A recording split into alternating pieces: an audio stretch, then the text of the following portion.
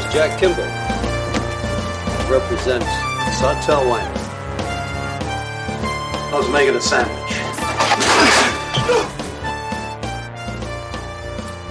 No, you just sell drugs to children. Welcome to The Good, the Bad, and the Sequel. This is the movie podcast where we're talking sequels, and we do it in two parts. The first, an interview with an actor, someone involved that made the film worth watching. And the second, a discussion of the sequel, what they got right, what they got wrong, and how it could have been better. I really hope you enjoyed last week's interview with actor Tim Russ. Of course, we talked about his role as Jesse, the pusher, who works for multiple gangs in Death Wish 4, which is the sequel that we're going to be discussing. But we talked about, of course, Star Trek, his start in Hollywood. And man, it's just such a cool guy, talking about his transition to being behind the camera and directing. Great chat. If you didn't check that out, check it out later, because you have to be ready for this week's review of Death Wish 4. But before we talk about this classic Bronson movie, I got to introduce you to my partner in the sequel watching journey, Jamie Riccardi. Jamie, how you doing, man? Doug, I'm doing fantastic. Awesome movie to watch. You know, I'm very new to the Death Wish franchise. I love 3. This one, to me, I don't really consider it a Death Wish. No, I just considered it like an awesome 80s action movie. I agree with that. It kind of went away from the Death Wish like formula. Well, the third one went away from it like crazy when you really think about it, but this one, it's just insane. The third one did go away from it, but it still had elements of Death Wish. Where this one is like the Fast and the Furious Part 5. You know, where it totally goes off the rails. That's the best way I could put it. But it's awesome. I would say it's like, before we introduce this week's guest, I would say it's like 2 and 3 had sex, had a baby, because in this one he has those elements of 2 where he goes to like sword in disguise, pretends to be other people, and then the parts of 3 that are just batshit. Well, if that's batshit, this is like, I mean, yeah, we'll get into it. I mean, I do have a lot of questions, but yeah, we need an expert for this one without our a doubt. action movie sequel expert. He has his first sequel he did with us was Death Wish 3. Then he was Best of the Best 2, and then Under Siege 2. Man, this guy, he's covered all Bronson, Eric Roberts, Seagal, Bronson again, and that is, of course, our action movie sequel expert, Andrew Powers. Andrew, how you doing, man?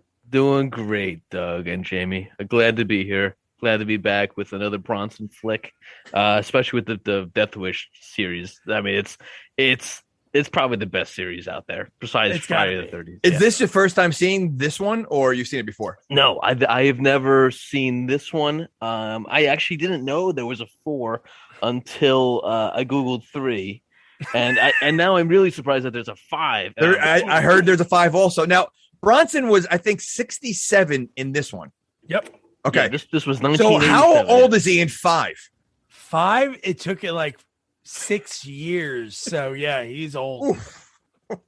Because listen, I love Bronson, but he looked old in this one. And you know, the one thing I did notice is that he doesn't do a lot of running like he's done in other ones. He tends to shoot a lot of people in the legs, so he has enough time to get there.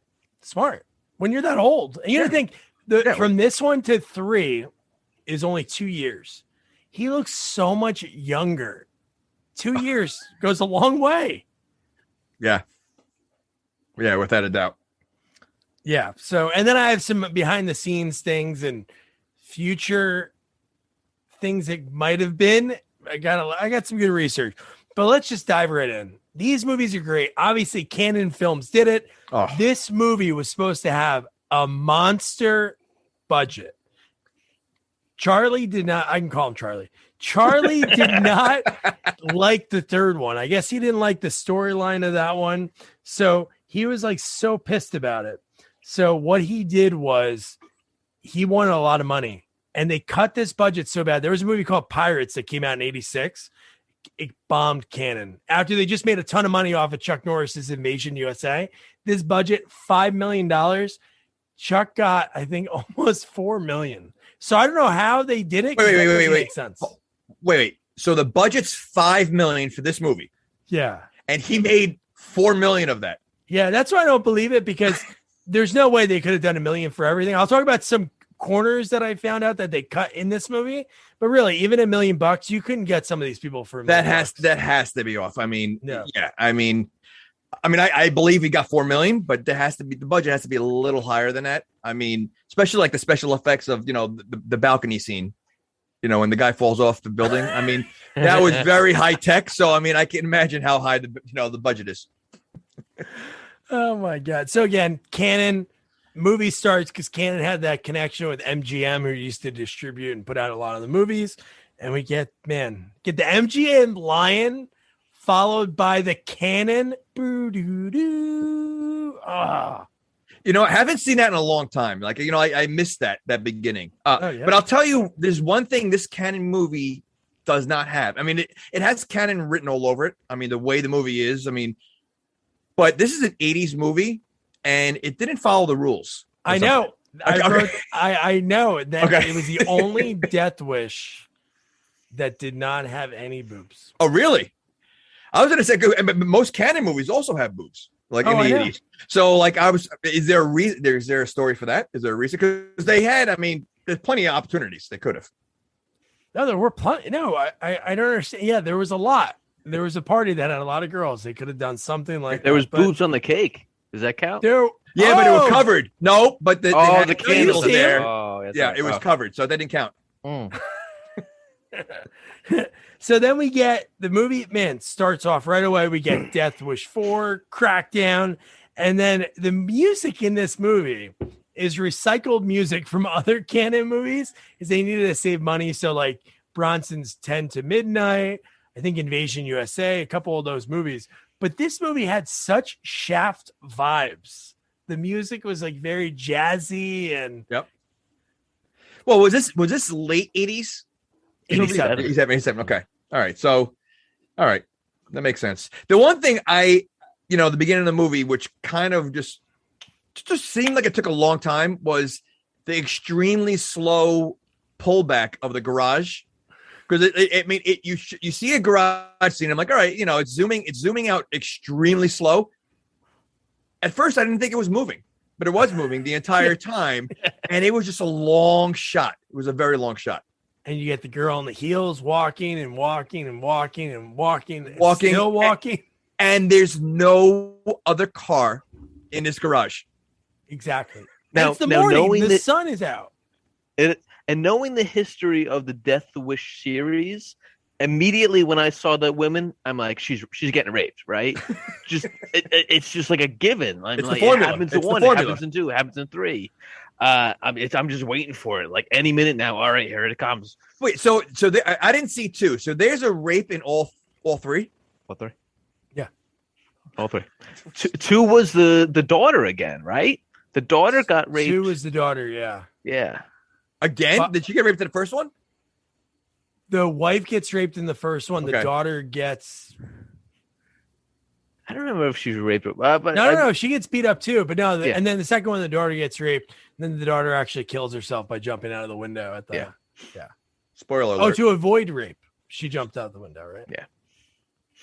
Wait. No, that's Death Wish 3. No, Death Wish 3, she jumps out of the window. Yes. Okay. No. Yeah. Okay. Yeah. So there's a lot of recycling. So there's a lot of rape, and then there's a lot of falling out of a high story building. There is. Okay. All right. So I'm assuming the script, the stories part of the script, is not very long for all the Death Wishes, because they're pretty much the same movie. Yeah, no, they are sort of the same formula. So I have a story about the formula of these movies and how they actually came to this story in Death Wish 4 versus the other ones.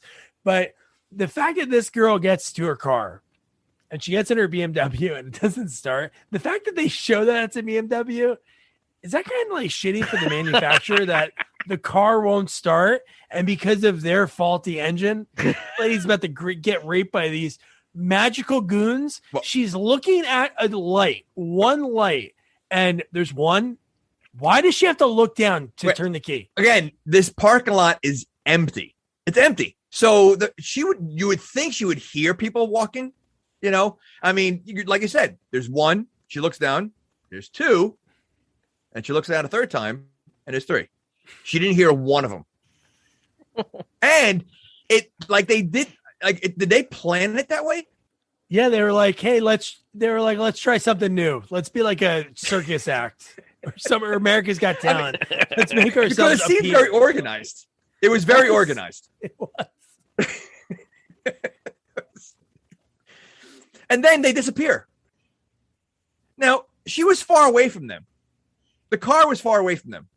How'd they get that close to her without her seeing or hearing anything?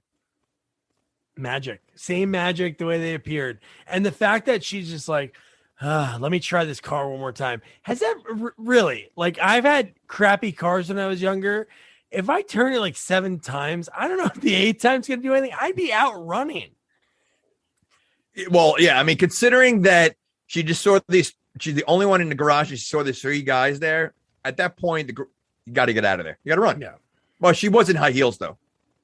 Take them off. Run. And I think she was surrounded too, right? So she looked forward. There was a guy. She looked in the rear view. There was a guy. No, they were all together. I could have sworn there was someone in. No, back they row. made it seem like that. No, I know what you mean. She does look in the rear view.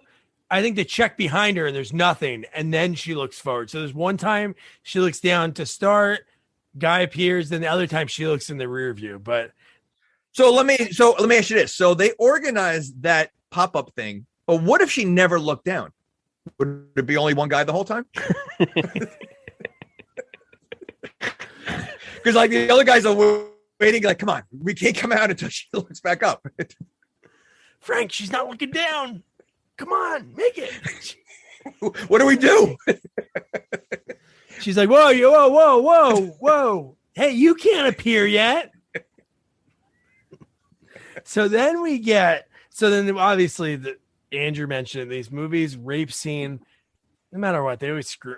Every time there's a rape scene in the movie, like, just screws me up. And the guy's like beating her, punching her in the face. And I'm like, holy shit. And then the fact that the one thing I must say about this Death Wish versus all the other ones, he does have lines in the other ones. Don't get me wrong. He has a few one-liners, but this is, I don't want to put it on the same wavelength, but Commando-esque. He has lines in this movie that make you just like say, like, what the fuck? That's why I said it's almost like its own movie. Like, you take it out of the franchise, this could have been a typical 80s action movie, one-liners and just ridiculous action. You know, the one thing we forgot to mention about these guys, by the way, is the ridiculous pantyhose that they were wearing on their face, how tight it was. Yeah. Like, you know, and I know that's like, we see that a lot in movies. But was that really how it was in real life back then? Like, did bad guys wear pantyhose on their face? Because it's not really hiding anything. No, it's not. Like, what is the pantyhose hiding? That's why I think Doug's right with the cutting of the budget thing, you know, because it's the most ill-fitting pantyhose too, right? Yeah. Like, when you do the close-up on the guys, they're like... His nose is all squished. It's like, I don't like, they couldn't spring for a large? Like, no, but... Okay, but even if they got a large, I mean, they're wearing the pantyhose. I mean, again, this is a trope you see in like a lot of movies, you know, of like guys that are like robbing a store, and you know they're trying to disguise their face, but pantyhose is see-through. So I don't understand like the concept. I can understand if they were maybe wearing tights on their face, you know, like, you know, dark colored tights. All right, maybe it's gonna hide it a little bit more, but pantyhose is see-through.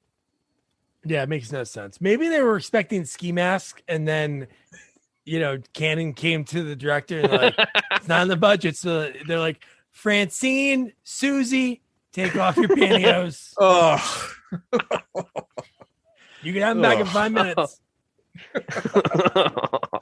And now it's all stretched out. And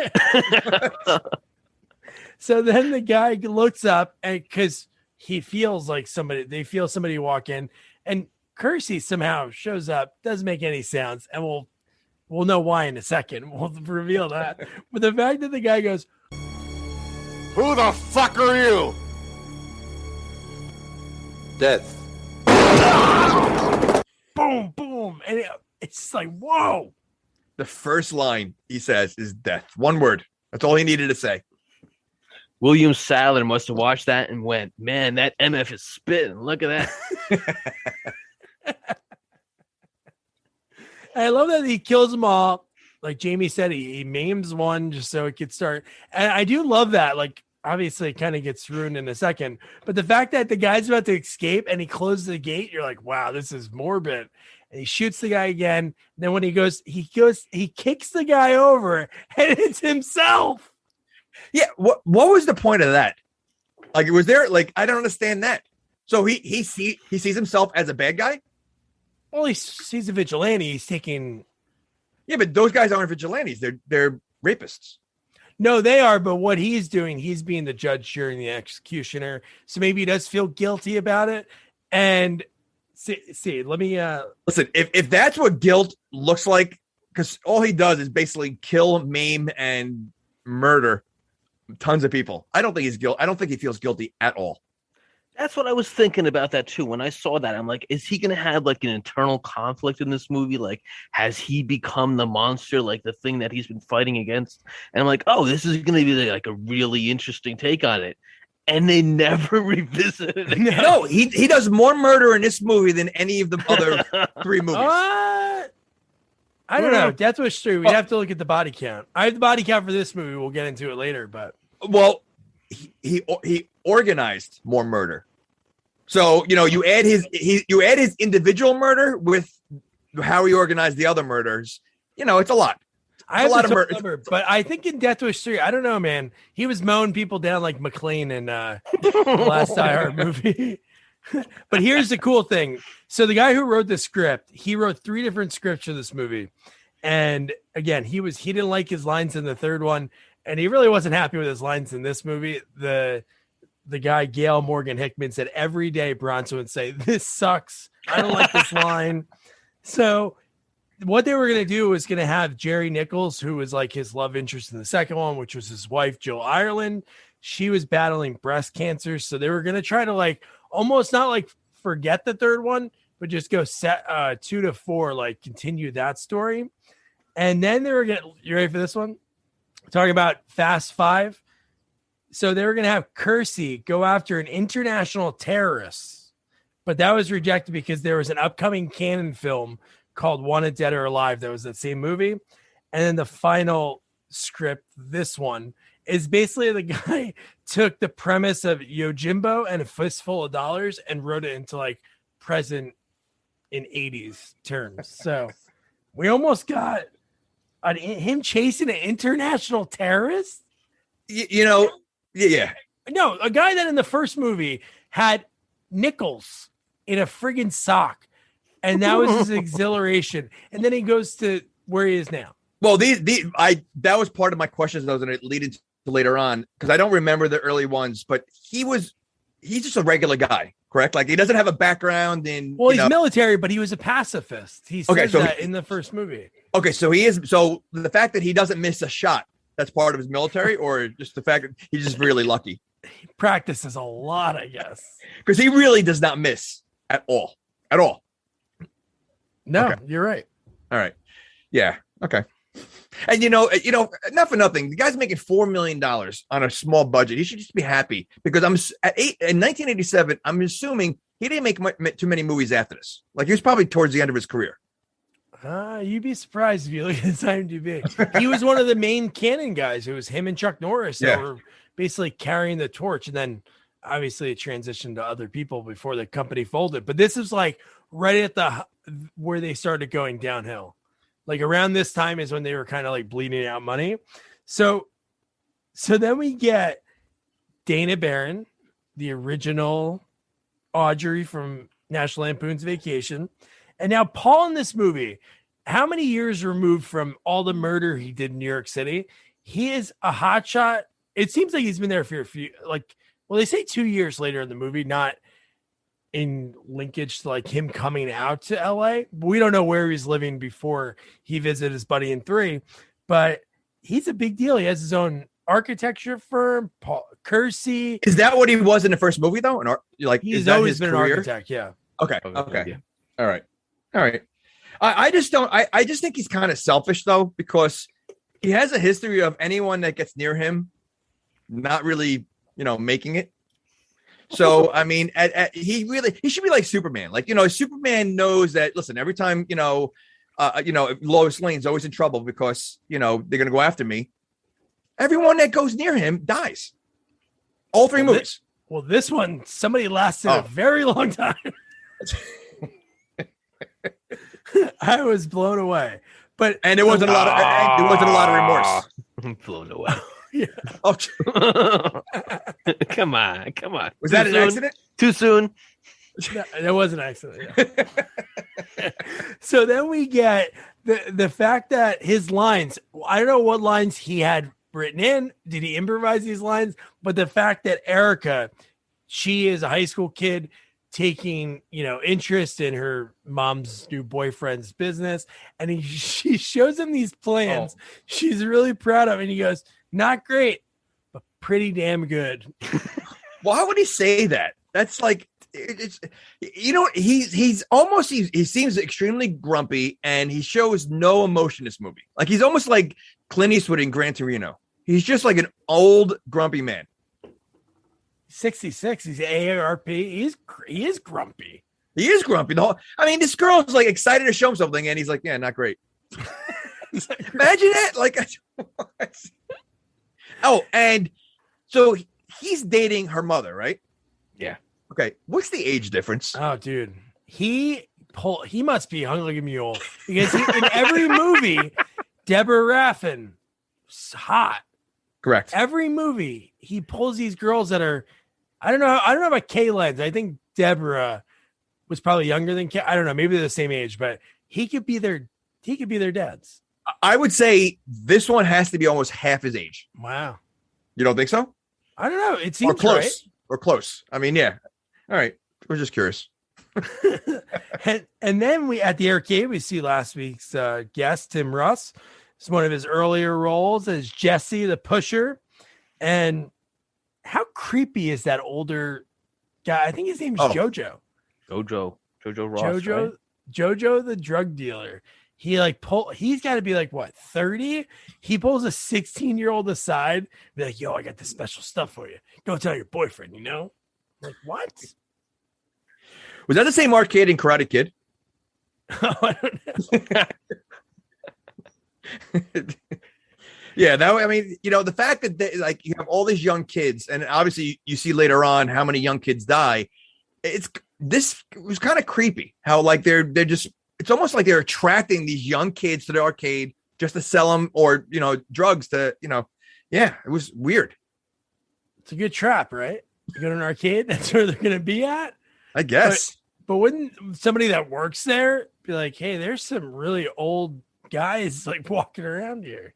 Maybe the old guy works there. Maybe he also works there. Ooh, he could be the owner. He set it up. He sets up shop, and he's running his business in the back. Well, we do learn later in the movie that these drug cartels are, they're deeply involved in pretty much. They've got the cops.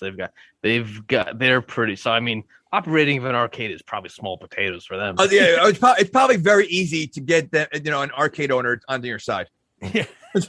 Here's $10. Okay, great. Let's make money this week. Not taking quarters out of a machine. So then we cut to Paul and Karen. They're getting ready to go to the movie, and she wants to talk about a commitment because they've been together 2 years, and he totally brushes it off, and he goes, "Come on, we're gonna miss the beginning of the movie." Well, I think he thinks that if he gets any closer, something's going to happen. So he's trying to hold off. It's not like anybody's ever coming after him. And that's the thing that's weird. Like Superman, you mentioned, it's like people want to kill Superman. Right. They want to take over.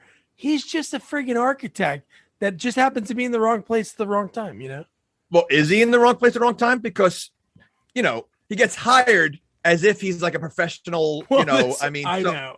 Yeah. He puts himself in the wrong place. Yeah. He definitely does. So then they get the phone call. They call about Erica overdosing.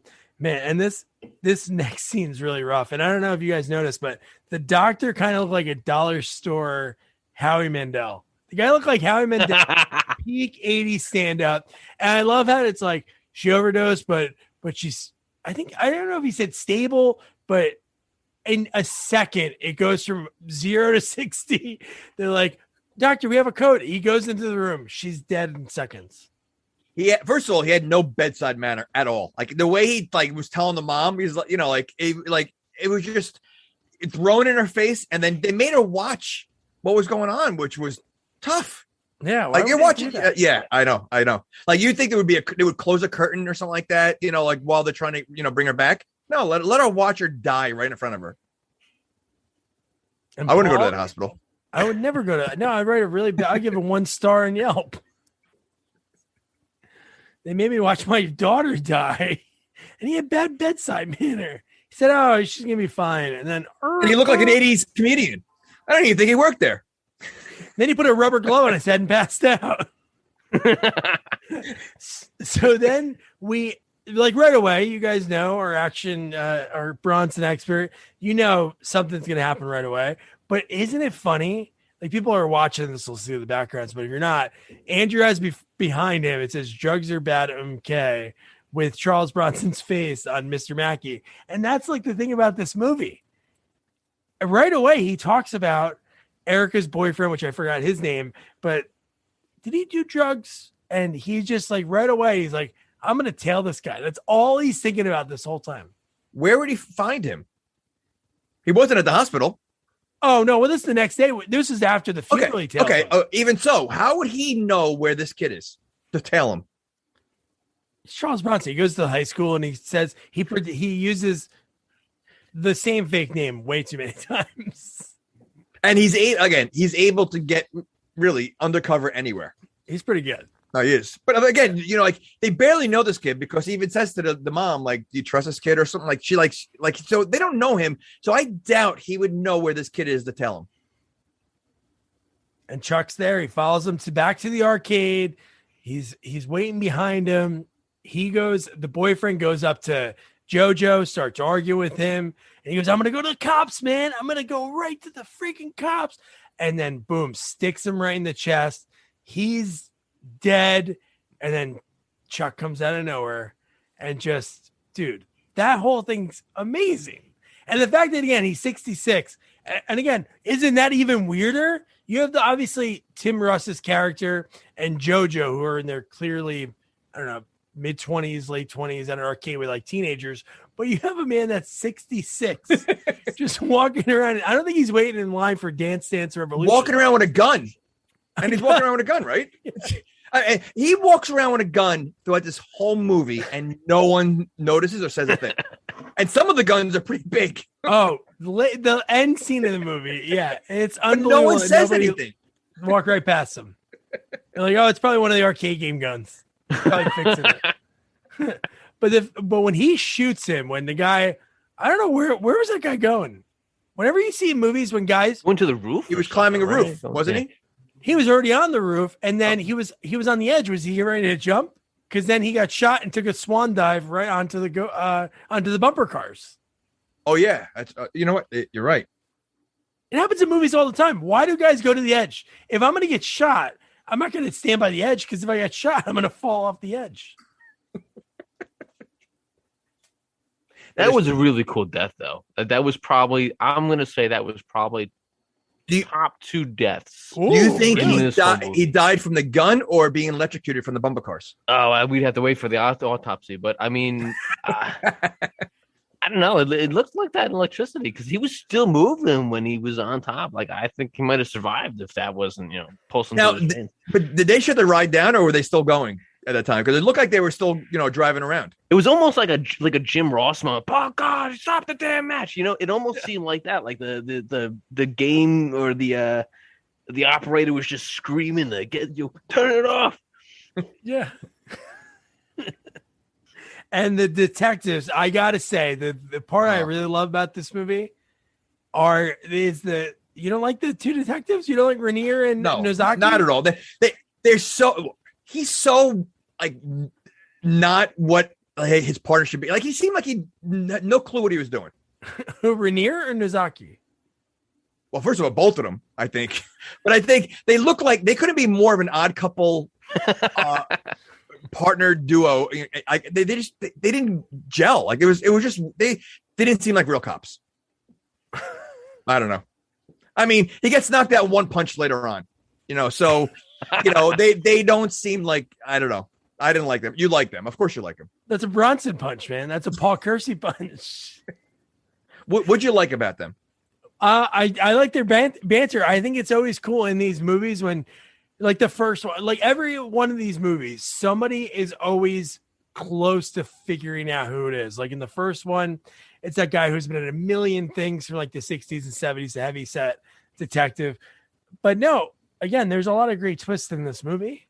Okay, but wait. So you said that you always have someone that's close to solving something.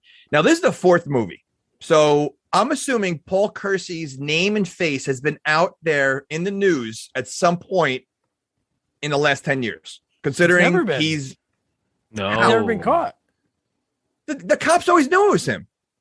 Didn't they know? They let him slide. They throw it out. Ed Lauder in the last one. Him and Ed Lauder were gunning people down like with that awesome music playing, and they were just shooting everybody. Alex Winter. So you're telling me he's never been in the news ever in 3 movies? Maybe for being the best architect of Orange County. I mean, if you add up the people he killed in the first 3 movies, he's a mass murderer. He is. He's beyond Vigilante at this point.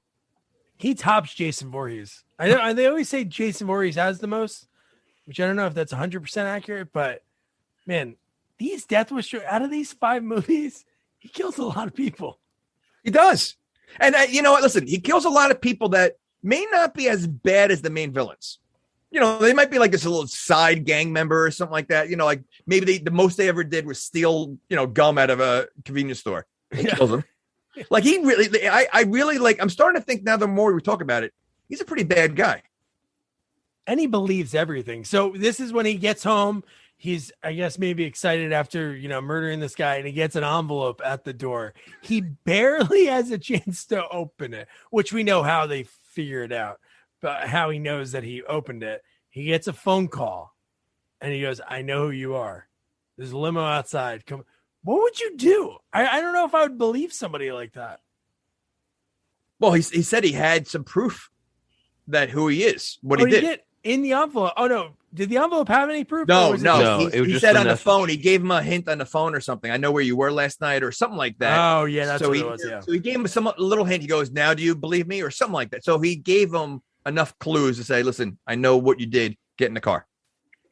And this is John P. Ryan. Pretty awesome actor. Another canon guy. Worked in a ton of stuff. He was in Avenging Force. He was the warden of the prison in Eric Roberts, John Voight, Runaway Train. So, dude, this guy's been in so much. He has. However, I feel like his accent was going in and out throughout this movie. Mr. Kiss. Spent a small fortune buying information on the major drug dealers in Los Angeles. That's all he kept saying. Kissy. He looked like Kirk Douglas. Oh, he does have that vibe, yeah. Does. And then at one point when he was really mad, he reminded me of Will Forte. Oh, dude. At the end of the movie. All right. Wait, that is, we'll get to that. But dude, that is something. But the fact that he's going to be getting him because both they have a connection, Paul's, surrogate, girlfriend's daughter ODs, Nathan White's son OD'd or his daughter OD'd too. His daughter. Yeah. So they had a. But see, this is where I have a big problem. So this guy is hiring him to go after these drug cartels, and he's obviously, he's got money because he lives in a mansion, But that's the best he can come up with was a vigilante. Like he couldn't, I mean, of all people, why Paul Kersey? I don't know. Liam Neeson was booked. I don't know. I guess because he has that connection and maybe he feels like emotionally he'll do it without asking any questions because all he really says is, give me a few days. And so maybe I missed it. How does he know that Kersey was the vigilante? maybe with his connections and all of his money, maybe he knows. So they never explained that. No. It's one hole in this plot. Okay. Oh, okay. One hole. Okay. Well, I mean, you know what? We don't know who Jesse was actually working for, right? Like that's never really like we assume he's with, JoJo, but we never know who his. Well, no, they were working. Is he working for the Romeros? Is he working for? They were working for what's the other guy's name? Not the Romeros. He was working for the Italian guy, Zacharias. But what's he? But I don't think it mattered which one, because the plan was to have them go against each other anyway. Yeah. No, I know that, but no, I thought that Jesse too. could have been the informant, right? Like Jesse could, like when he saw Kersey, because he had to see Kersey, like he could have told what's his name? Oh yeah, that's true. I see. You're trying to find a connection that way. Yeah, I don't know. I'm gonna be going down a rabbit hole. Oh wait, no, that's the guy that when they interviewed him, the guy, the blonde hair guy, he's the one that saw everything. So maybe one of their drug dealers, or he obviously looked like he used drugs. Yeah. Yeah. He saw yeah. Wow.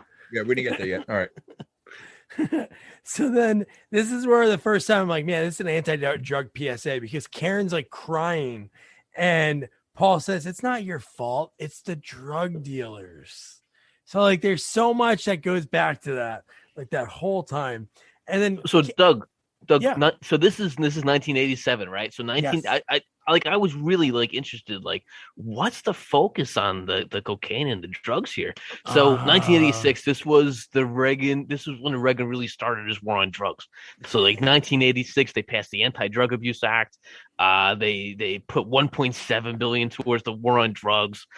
They started all like the mandatory minimum sentences. So I mean, part of that probably funded this film, right? Like, so clearly you're not only our action expert, you're our drug expert. I you know what? I had to Google, because I'm not from the streets. I had to Google the difference between crack cocaine and regular cocaine. So I when the doctor said she overdosed from smoking cocaine, I was like, is that possible? Then I was like, oh, okay. I Googled it and it's like, all right, it's possible. Like now I know the ins and outs. You did your research. I did, yes. Okay. Oh, that's beautiful. That's amazing. And the fact that you said $1.7 million. 1.7 billion. Okay, good. Because I thought you said million. I'm like, you're telling me that they put less than half of what freaking Bronson made on this movie? Oh god, that's amazing. So then Karen she works for like is it like the LA Tribune? It's not like the real name of the LA paper, right? And she wants to do an article on drug dealers, and I love that. Which I don't think they would ever allow. If she's that close to the case, they would never allow that. And then, again, this was in another movie, I forgot, but it was like in Austin Powers with Will Ferrell. She asked him 3 times and he finally gave in. Yeah. There wasn't a lot of twisting. There wasn't arm twisting at all. Ugh. And then the fact that the next thing that she does is she has to go to a morgue, and we see just a bunch of dead kids, and the detail that the guy goes into. I don't know. I'm not a morgue worker. Usually this is the nicest morgue worker in movie history. I don't think they would allow just anyone, to go down there and look at all these dead bodies. First of all, I don't think they would allow that, and wouldn't you think some of it is part of evidence, how they died, or, I don't know if they did any autopsies or anything, but I don't think they just allow anyone into morgues. No. And usually morgue employees they're not dressed up like that. They're usually really creepy. And it was a very clean morgue. The floors look very clean. It was a very clean morgue. And just the fact that he knew everything about each one. And I'm not saying they wouldn't know that. I would think they just know the body, but he knew the backstory on each one, like a little blurb, like it was like, I don't know, The Bachelor. And it's like, here, let me tell you a little something about him. Because the one he goes, she's 14 years old. She was a prostitute and a regular customer slit her throat. And I'm like, oh my God. He knows a lot of detail. Like you would think, I agree. Yeah. And how did he know which bodies were under which sheet? Because there were no labels or anything. He lifts him up. He's like, "This is no, not Frank." Shit. That intern didn't put the toe tags on. That's why I think part of that 1.7 billion really went to this movie, because like that was just like going body to body. It's like, this is why you shouldn't do drugs. This is why you shouldn't do drugs. This is like none of it mattered in the rest of the movie. After that scene, it was just like, this is almost like a PSA. Oh yeah. Well, it's definitely the start of like a whole different movie now, you know. But you missed one thing, and we talked about Bronson's, you know, not showing emotion and how he's so grumpy. So you missed the funeral of the daughter, right? We didn't talk about that. You know, a not little much, bit, yeah. Okay, so not much really happened, but what he said to her, so she started like getting upset again about, I can't believe this happened, you know, my daughter and all that. And he said, now this is the day of the funeral. He says, you have to stop this now. He says that to her. Like, I mean, the day of the funeral, like, you know, like, all right, she's dead, move on. And clearly we know later on, he's able to move on from death real quick. Oh my God. Yes. He walks right past it. He walks right past it. Oh my God. So then Karen, right after the scene, she meets up with Jesse. She gets some information. And did you think that was in the movie that Tim Russ almost got hit by that car? Because that was really close.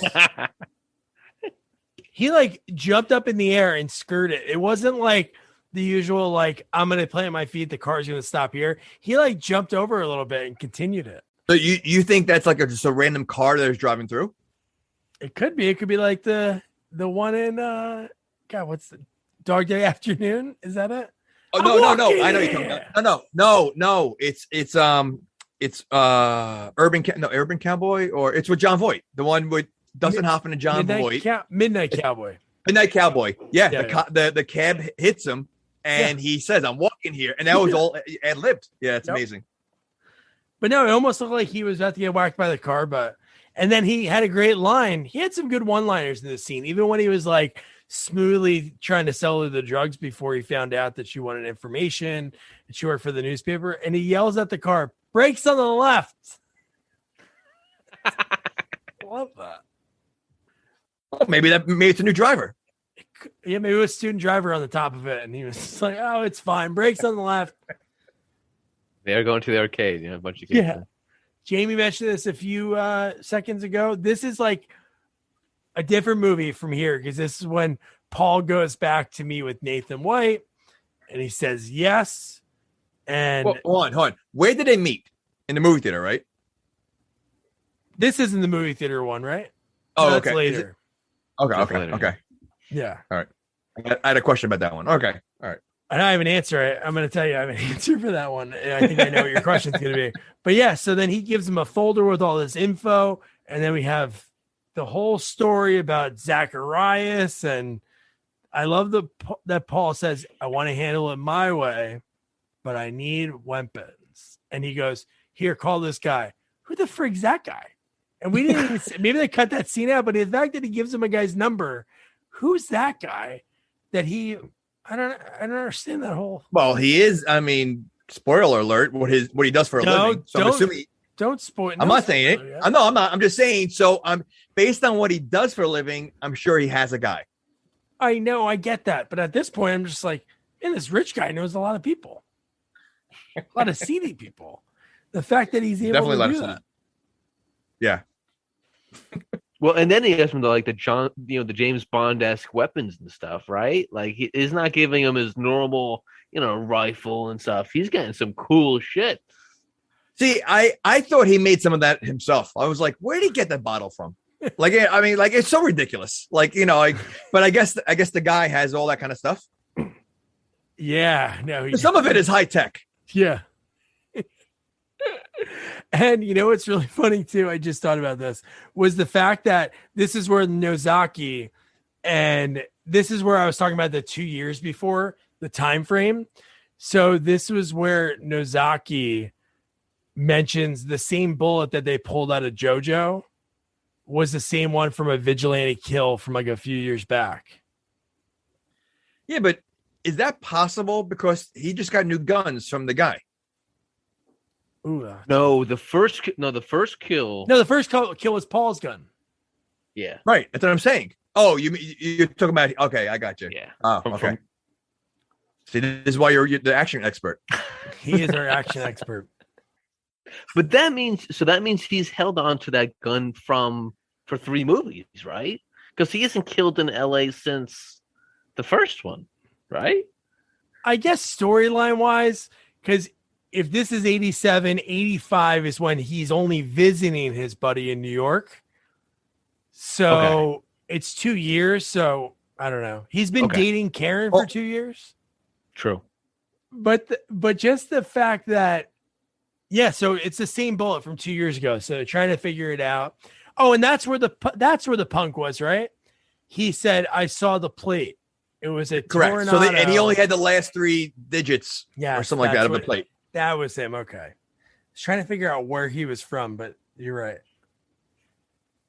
So then I love that the cops right away. There's only 9 blue Tornados in LA, and the first one they choose is Paul Kersey. And I love that the balls that Paul Kersey has are massive because he doesn't make eye contact with the cops until the end of the scene. Wait, this is where were they meeting? Where the they cops see him? went into his At office. his job. Oh, it's right. Okay, you're right. And he starts doing work like right in front of them. Right? Doesn't he? It's like the most suspicious. 100%. Like it's like plain to see that he's avoiding them the whole time. But he's very calm. Mm. You know, he looks so suspicious by not even like looking at them, but he's very calm in what he's doing. He's always calm and cool. And then even the fact that this dick cop, when Rainier goes, he asks about where it was the night of that murder. He's like, I was home. I was by myself. And he's like, oh, what the hell did he say? How did he even get to the wife and kid? Oh, he asked about if he had a wife and kid, right? Yeah. Married, yeah. They died. And he goes, in a car accident? Why would he assume it's a car accident? Not even being remorseful about it either. Just like, he wants details. And that was it. And then once he said no, he left. Maybe he was thinking about Deborah Raffin from the last one because she died in a car accident. She got pushed down a hill. She got knocked out, pushed down a hill, and the car exploded like it had jet fuel in it. I don't remember. Was he a little remorseful in that one? For 5 seconds, right? 5. Yeah, it wasn't very long. Oh, and then he got pretty angry, and then that was where it turned. That's where he got all the weapons and everything. Okay, all right. That was the only one he cared about. I just think later on he's like, I just can't deal with this anymore. You know, he's just so used to it. He's just numb to it at this point. Yeah. So then we get Zacharias.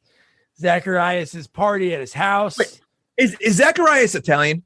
I mean, they're playing him like he's the Italian kind of cartel or something. I thought that was Greek. Right? I mean, you thought he was Greek? I mean, it sounds Greek, but he looks kind of Italian. He acted kind of Italian. Maybe he's half and half. Zacharias really isn't an Italian name, I guess. All right. So it was Perry Lopez was the actor, and he's Puerto Rican. I totally got the Italian vibe from him. That's what they really built it up to be like mafioso. 100%. Yeah. And his gang was just full of oh my God. We'll get to it. One of the guys. Well, there's only about 6 members of each gang. I know. Well, until later, then we see the other underlings that later, there's a lot more than that. There wasn't that many. There's only 3 cars full. 3 limos full. They were all limos. Yeah, but when they were standing out there, there's only maybe 10, maybe. Yeah. But I'm saying, but during these scenes, we only actually see a few. Like 3 or 4. Yeah. Right. And the cake we talked about it before, the cake that was a naked woman, and he wowed the crowd. You can tell when the guy who's a boss at a company or the boss of a gang in this case is his employees are so scared of him. The fact that they were so excited that he put a freaking candle flame out in his mouth. He cured cancer. They're like, yeah. It wouldn't matter what he did. They're gonna cheer no matter what. And guess who's at this party? Paul. Okay. So clearly, this is a big cartel, or so. They have tons of money. They would have bodyguards everywhere. They would probably, if they're having a party, I would assume they would meet every single person that's working there, that's gonna be working the party, and somehow he slips right through and gets a job at the party. They had to delete the scene when he went to the employment agency during the interview process. It took 3 weeks. He had to go for 3 different interviews, pass a drug test, the physical. But just the fact this guy that nobody knows, because usually those people, it's usually like a group that works these parties. Of course. The fact that he's just like, I'm gonna go get ice. So basically, any, like, in that case, and being a cartel, you're always scared that someone's going to be there trying to get you. Yeah. Anyone could get there, walk in with a gun, and no one would know because they don't check anybody. Exactly. Okay. Well, do you think they checked him because later he didn't have anything on him?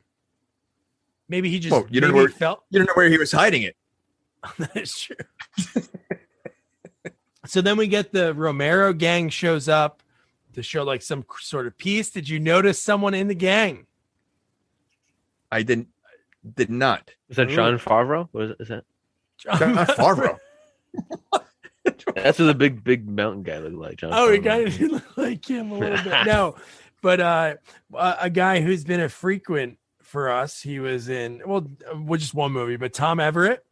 He plays the creepy. Oh yes.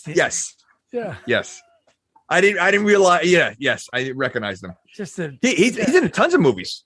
He's in a ton of movies, but I'm saying that we covered. It's funny that. He's kind of typecast around this time of his career. We'll talk about how type later. But so Paul gets in there, and as soon as he gets into the room, he does the wiretap, and the gang show up into the room. So his first thing was, "Let me go in the bathroom." Wait, so I've never wiretapped anything, but who taught him how to do that? I mean, like, I don't know if you went to someone's house, like, do you just stick it in there? Do you have to like touch wires to it? Like, I don't know how that works. He seems to know exactly what to do, and he does it very quick. And I mean, phones back then, I don't remember them really unscrewing that like that. Like, I mean, I just where did he learn that? I don't know, but he does it multiple times, really quick. He's just multiple, like, super quick. Yeah. And it seemed like he just dropped some kind of thing in there. Unless it just records from there. If it's just really just a recorder that records.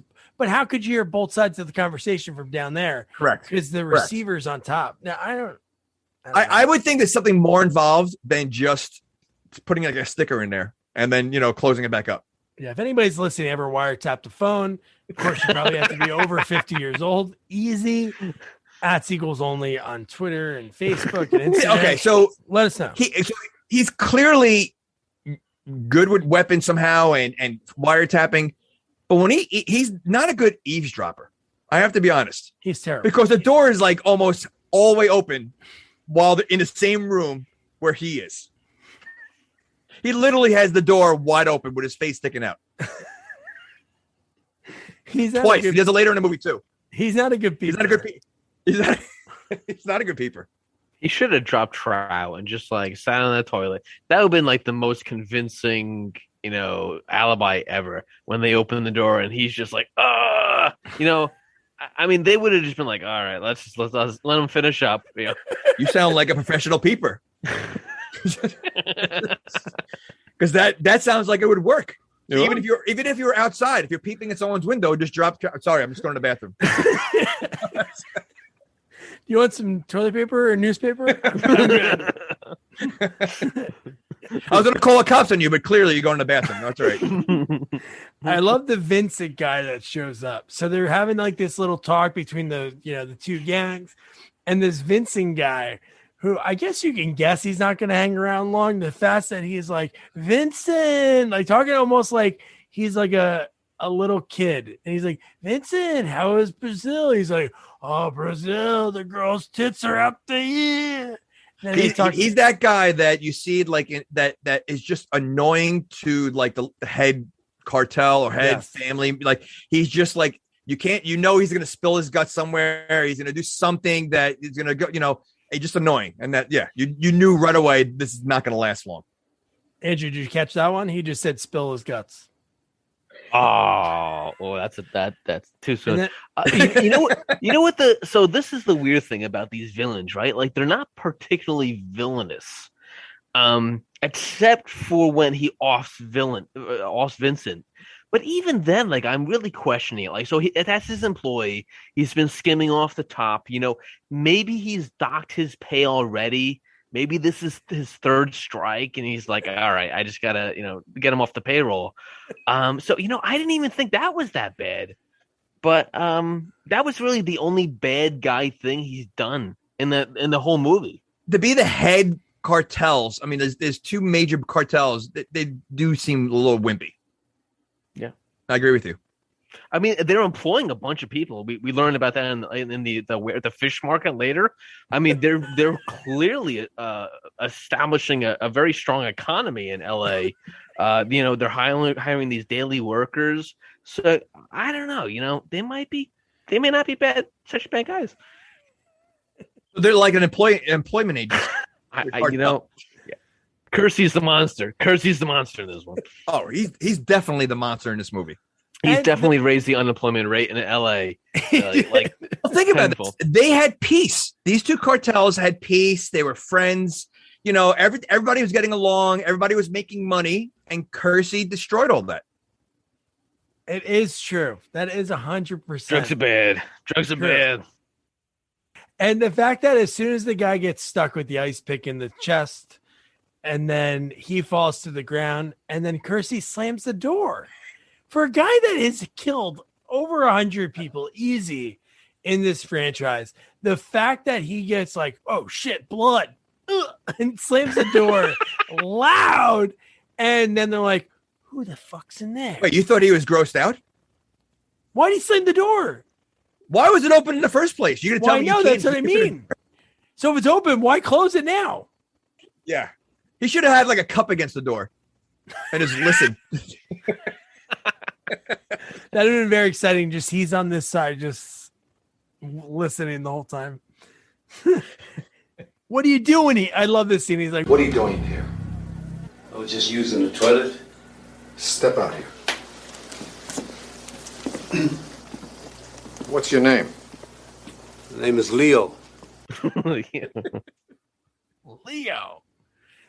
Oh, I mean, not for nothing though. It's kind of a dumb question for him to ask him because he's in the bathroom. What else are you going to be doing in there? Eavesdropping. Oh, okay. Poorly.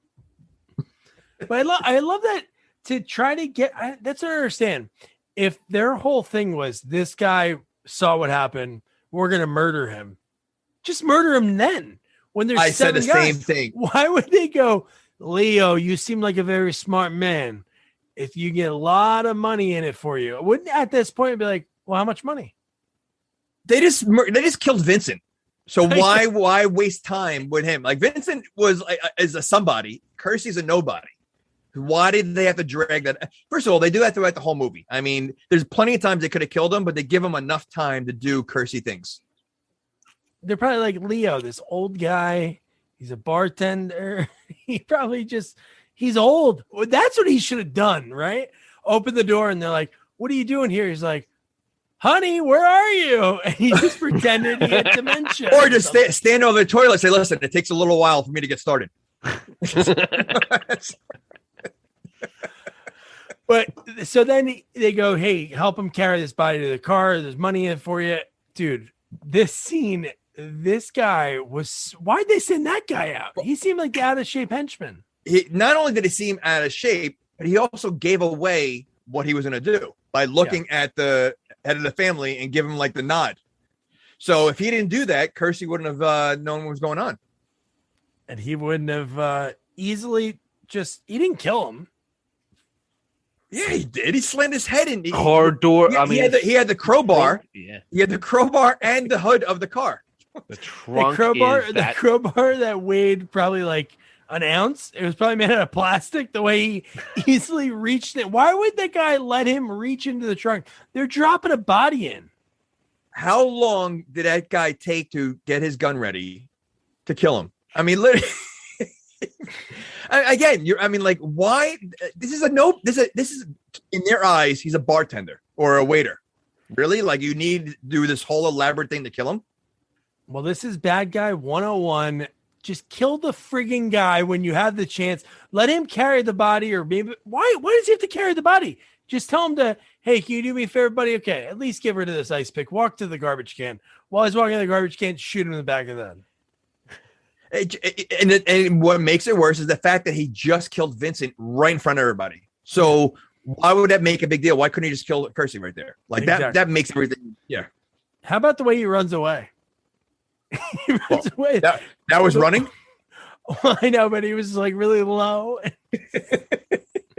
So now it is. You guys ready? This is it. Oh. Best scene in the movie. I can't stop looking at that picture. All right. So we get a scene where they do another voiceover. They say, the Ramirez, number 1 and number 2 hitmen. They always go to this Italian restaurant on Sunset. So he's sitting in the car and he's flipping a switch on the bottle of a bottle of wine and putting a label on it. He couldn't do. Was he in that much of a rush? He couldn't have done this not outside of the place where he's going to commit this crime. What couldn't it have been done? Whoever gave him the bottle couldn't have already have it in there. Like, why does he have to put it together? Maybe. Yeah, I didn't understand the label. Why did he have to label his own wine? Like, why wasn't that part of the original assembly? And is that something that really happens? Like, while dinner's going on, like they go to a bartender who doesn't own the restaurant, so would have nothing to do about a wine cellar coming in there. Now, maybe he had alternative labels. Maybe if he was going to like a Puerto Rican bar, he might have had like a rum label. You know what I mean? Like there might have been alternative labels for different situations. Yeah, but he already knew that he's going to an Italian restaurant. We always prepared. The guy who maybe he just picked it up 5 minutes before. Nathan White's guy was getting an argument with his wife, so he had to drop off the thing. And he's like, "Did you put the label on?" He's like, "That's what you do. You didn't pay me to put the label on." But no, Jamie, to answer your question, they do that. I know it sounds really hokey, okay, but some bars, for some reason, they do that. They'll have like a beer cellar, like with a craft beer, like some, I don't know why they do it. Because even this guy, when he drinks the wine, while he walks in, he goes, "Name's Jack Kimball." And he goes, "I got this wine from Napa Valley. You ever been up to Napa Valley?" And he's like, "Yeah, no," which again, it's not that far. And he's like, "Beautiful place." And the guy takes a sip and he doesn't like it. He really doesn't like this wine. Well, I mean, considering it's I mean, who knows what kind of wine it was, but the fact that he's going into a restaurant where there's only 3 people in the entire restaurant. So what kind of selling is he going to do anyway? That is a really great point. There's really there's one table being used and the bartender, who doesn't own the place. And I love that we see Danny. A young Danny Trejo. Oh, young Danny. Oh, man. With clearly a wig, right? He's wearing a wig, right? His hair was too perfect. I got to tell you, I thought he looked good. I mean, he looked great, and his lines were great. This is probably the most lines he had up to this point. Oh, yeah. But I'm just saying, like, he looked good because, he got a little weathered later on in life. So I think he looked pretty good here. I wonder if this was before his extracurricular activities. What do you mean extracurricular activities? Like going to prison and stuff? He was in prison for a while. Oh, that was way before this. Oh, it was. Oh, that was like when he was like 16 until 28, and then he got like fully sober. Oh, okay. I didn't know that.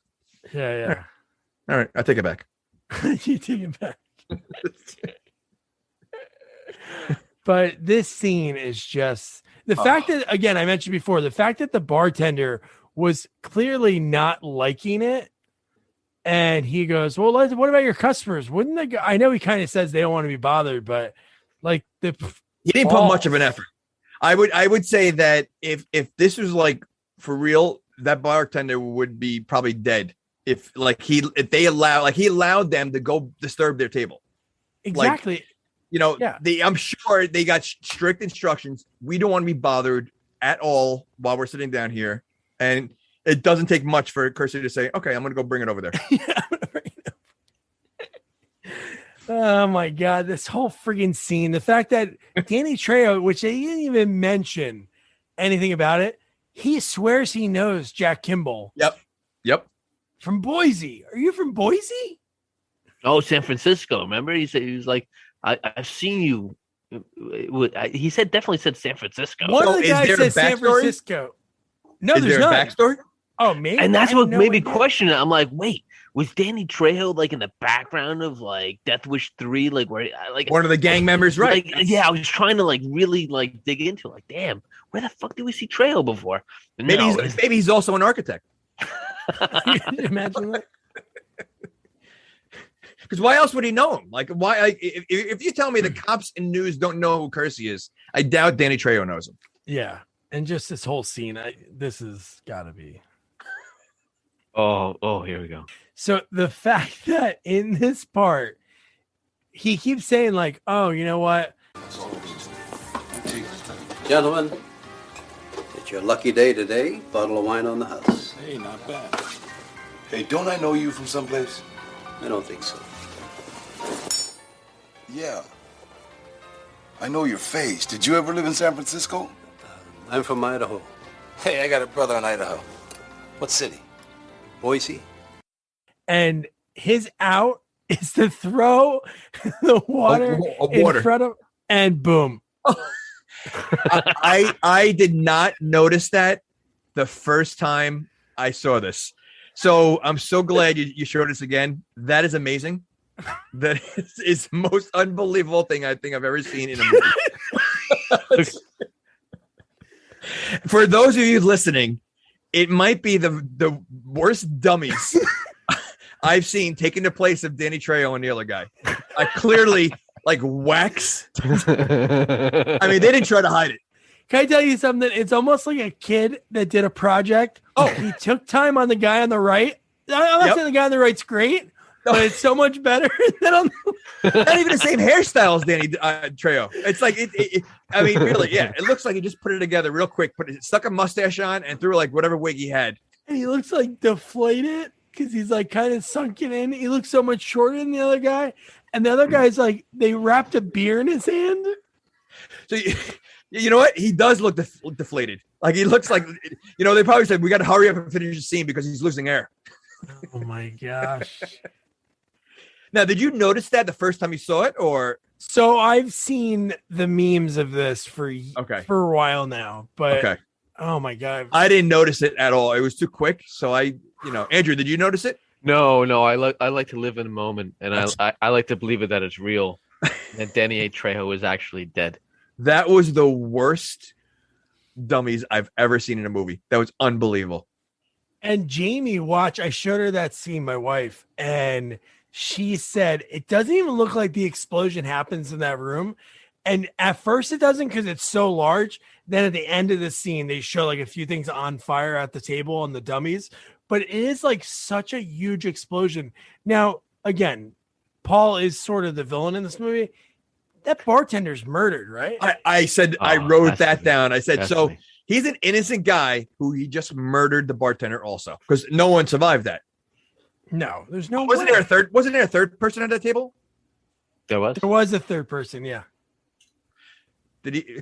Because the third person, when you watch the beginning of that clip, looks like the guy that's with the guy that looks like Seth Rogen or whatever. Like he looked like that guy was there. So I wonder if he escaped. Because I wonder if he was in that scene. I don't think so, because then he would know that it's Paul Kersey and they'd have like oh, that's true. Okay. So yes, so Paul just murdered an innocent person. He just murdered a family man. He was probably had a family and everything. And then the next one we get, so now again, this whole time we get Nathan White, like a bunch of these scenes in a row, just to cut to the next place that he's at. And he's like explaining Max Green, which is Tom Everett, who again, creeper in Texas Chainsaw Massacre 3, creeper in this. And I wrote, we need a creeper. Call Tom. Because I swear, if we look at his IMDb, there's probably other movies around this time. But in this one, it just seems like it's a movie store. Yeah, video store. Yep. But it's a bunch of creepy things about girls. And Paul just fitting to this, the whole point of this movie, anti-drug. He takes the drugs and he throws it at him. Now, and also, I mean, I think and I've seen a lot of movies with drugs and everything else. A lot of times the people that are packing it and all that, they're innocent people. They just they're not killers. They don't, he basically murdered more people here that might be innocent. They had guns ready to go. Well, I'm sure when you're in the drug industry, there's always guns laying around, like fire extinguishers. You never know when you need one. I just love Paul when he throws it. He goes, "How many kids have you killed?" And then Uzi's him. Was an air silencer on there? I don't think so, because then the guys wouldn't have heard it in another room, right? Well, he did screw a silencer on. He did. I didn't know you could put a silencer on an Uzi. Silencer. I didn't know you could put a silencer on an Uzi. I guess so. I mean, Paul Kersey can, but I didn't know if you really, And did you notice any of the posters behind it? It was like Texas Chainsaw Massacre 2 and Runaway Train were like behind the guy, which is like the canon movies. Oh, but I love right after that, the other guys right away are already down the hallway and Paul mows them down like they're nothing and just leaves. How did he know like they're all part of it? Like, there's a video store, right? You're going to tell me no one was renting a movie this time? I mean, you have to assume there had to be some customers in there. No, and would it be really funny if he walked into the store, he leaves because he carries the gun around everywhere. He just walks past and he's like, he walks past somebody looking at a movie and he comes back and he goes, "Rent this one." And he hands him like Death Wish or another one like 10 to Midnight. That'd been really funny. And how about the guy that worked or the woman that works behind the desk at the movie store? Yeah. So he killed at this point about 5 innocent people. Let's just say 5. Did he kill her? He was mowing everybody down. You can't control that. He's the villain in this movie, without a doubt. So in the next scene, another cutaway, boom, that scene's over. Let's go to the next one. And we get, can we call him not Jim Brown? I like this guy though. I do too. He seemed like a badass. Yes, he looked like Jim Brown, and he seemed like a badass. I feel like they didn't do him justice. He should have been the big bad. I agree. He really seemed like he was the big bad. And I think he didn't get justice. I think they could have done, maybe a little Kersey, like a better fight, a better ending. The guy's a big guy. They said he was the top gun. Didn't they say like he was the top gun in the gang? I think he was the enforcer of the gang. And how about, again, Nathan does his little like 3 or 4 sentences about him. Did you notice the last one that he's an opera singer? Yeah, he's a baritone or something. Is that why they're going? Oh, so they're going to an opera, I think. Yeah. Now, see, okay, so I thought that woman that he was with was like a hooker or something, but clearly that's his girlfriend, I think. What a miserable relationship. Because he treats her like, they treat each other like trash. Yeah. I mean, there wasn't one nice thing they said to each other the entire time. It was insult after insult. Yeah. I do think Kersey has the best line here. Oh, the best line. The best line here.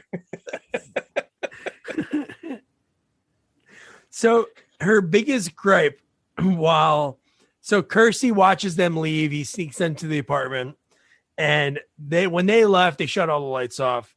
Kersey turns them on. He goes in. So the girl, as soon as they get into first of all, he says, "You eat like a whore." And I'm like, oh, he said horse. I thought he's eat like a horse. Oh, I think he's a whore because how does a whore eat? Exactly. I was like, aren't prostitutes usually skinny? No, you eat like a horse. Okay, good. So good. That clears that up. But her biggest gripe of the opera, which she already knows she's going to this. She gets in the back of this really nice limo, probably gonna have a nice night out. She's like, why can't they just sing in English? That's her whole gripe of the whole thing. And then she goes, "You got the tickets, right?" Oh, forgot the tickets. Well, he also told her after he said you eat it like a horse. He told her to lose weight. so, wait, you also forgot this line because I think she goes, How do I look? And he goes, You look like shit. Oh my God, yes. He's not a good guy.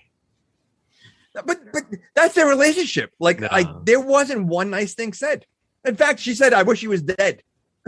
Drop dead. Wish he would drop dead. Another one right on cue. What do you think their wedding vows were? You piece of shit, I love you. Well, what do you think their wedding song was? It was probably what's that Guns N' Roses song? 6 Feet Under. I love her, but I had to kill her. Yeah. So then the cops are there.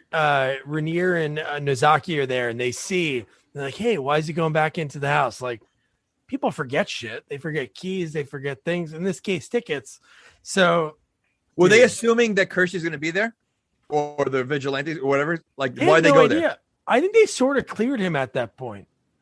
No, they wanted to stake him out because I think they were trying to identify targets, and they were like, "All right, this next guy's a Top Gun, right. So like, let's stake him out." So basically, Kersey, again, who's a regular Joe, is taking out the top people of these cartels. Yes. Well, he's a mercenary now. He's without a doubt. He's a gun for hire. But, he can't be as good. I mean, if these are your top guys and they're being taken out in 2 seconds. What kind of? I think you're right. You know what? We'll go back to what you said before. These cartels are like, they're not that villainous. No, and I think you're right that he's definitely a mass murderer because he's checking all the boxes. He, lost his family. He spends all his time alone. Like he checks every single box. No remorse, no emotion. No. Yeah, he doesn't give two shits about anything. Even in the scene. He's a smart guy. Again, he's wiretapping, screwing everything on. And Frank comes home, he opens the door, and he knows somebody's there because the lights are on. And dude, the friggin' line. All right, before you get to the line, so we already talked about he's not a good peeper. Clearly, he has a whole apartment he could hide in because he heard it, and he still couldn't hide. Like, there were plenty of spots he can hide. And he was like, I think he saw him in the image of the refrigerator or something like that. Like, it's almost like he hides, but you can see his shoes sticking out. What the fuck are you doing here? I was making a sandwich. I was making a sandwich. I don't think he's good under pressure. Like, he could have so many better one-liners, or reality have better lines if this was like real. He just buckles under pressure and he says whatever is the first thing on his mind. Exactly. But they're classic. This and in Death Wish 3, when Deborah Raffin's like, come over for chicken. And he goes, chicken? I like chicken. But this one that he says I was making a sandwich is amazing. And this is the rare in all of his movies, like all the Death Wish, he rarely does the hand-to-hand combat. It's like very rare. And it didn't go as long as I wanted to, but it was great to see him get his ass kicked for a little bit because you didn't know how he's going to. It was, but they waited for him to be 67 to do hand-to-hand combat. I mean, he made 3 other movies before this. He couldn't do it early in his career. Yeah. Yeah, he got tossed around a lot in this scene. Not one cut on him. No, he doesn't. No, he doesn't. He's like Seagal. He doesn't get cut. And then the fact that he shoves him through the TV, and I know obviously TV technology has changed, but just the amount of shit inside when he throws him into that. Okay, not only that, now TVs back then were made so solid, like they're heavy, they're thick. There's no way his head is going through that. That tube. There's no way, and sure enough, he clearly went through there like he was going through like a kitchen window. And then Kersey tosses him off the balcony. He swan dives. Well, a dummy swan dives. Oh, I would say more like glides down. The dummy could kind of. It wasn't much of a. You know what? I wonder if it was the Danny Trejo dummy. It might have been paper mache. And then Andrew mentioned you guys talked about the line that she goes, "I wish you would drop dead." And then he lands on the hood of the car, and so this is where Nozaki, alone by himself, he sees Paul Kersey sneak out, and you're like, that's kind of weird. Wouldn't he alert Rainier like right away that he's gonna follow him? Double checks. It's a blue Tornado. He also never held a gun before. Who, Nozaki? Yes. Why? He looked awkward with it. I don't think he played a good cop. Like, and again, you know what? You don't know how long he's on the force for because we know where he's really working. So maybe he's just like thrown in there undercover. He's really, What do you think he showed up like Paul did for bartender? He just showed up. If Paul could show up to a cartel's party unnoticed, I'm sure. What's his name? Tasaki? Nozaki. I'm sure he could show up in this because the police here weren't that smart. I mean, they were not. Not for nothing. For none of these movies, they're smart. No. And then, so before we talk about that scene, this is the one where this is when Paul meets Nathan at the movie theater. Now, what did you have to say about the movie theater? Well, no, I don't think we're going to be talking about the same thing. I'm just saying, all right, you're meeting someone because you at this point, we don't know why they're meeting. I guess they need to meet away from like a neutral place. Yeah. So they meet at the most quiet place possible to talk. Like, you're at a movie theater where everybody's silent and you're watching a movie and that's where you want to conduct your business. Exactly. It's like going to the library and conducting I just found that like a weird place. Like, they could have picked any place to go talk. And this is where I was talking about the money, like how much money they were losing. What movie was being shown? Do you know? Was it Cello? It's like Othello. I think it was like a double feature of Othello and Runaway Train. Yeah. What would have been funny Othello, if Death Wish was on there? That would have been really funny. But here's what's even funnier. They were trying to save money so much. This was Canon's personal viewing theater. So this wasn't even a real movie theater. It was just a small theater that they had at this. Oh, that's why there was like only 8 seats. That was okay. That makes sense. Or if it was a dirty movie theater, that would be funny.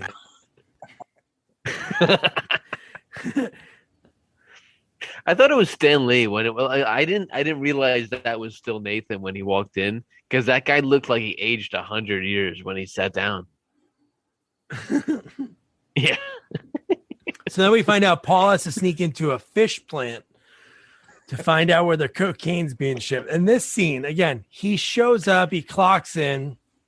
Did he have an interview? Did he just show up? I don't know. But his first day, right after he clocks in, he goes, I'm going to go wherever I want. And this Mr. Clean looking guy right away goes, hey, what are you doing? And he goes, what's your name?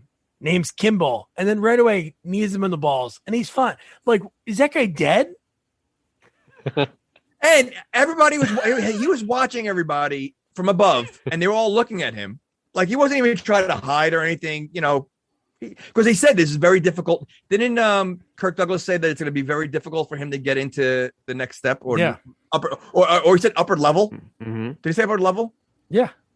Oh, no. He said to get to level 2 is the hardest part. So when I was watching this, I'm thinking like, but he's on level 2 because he's looking down to the floor.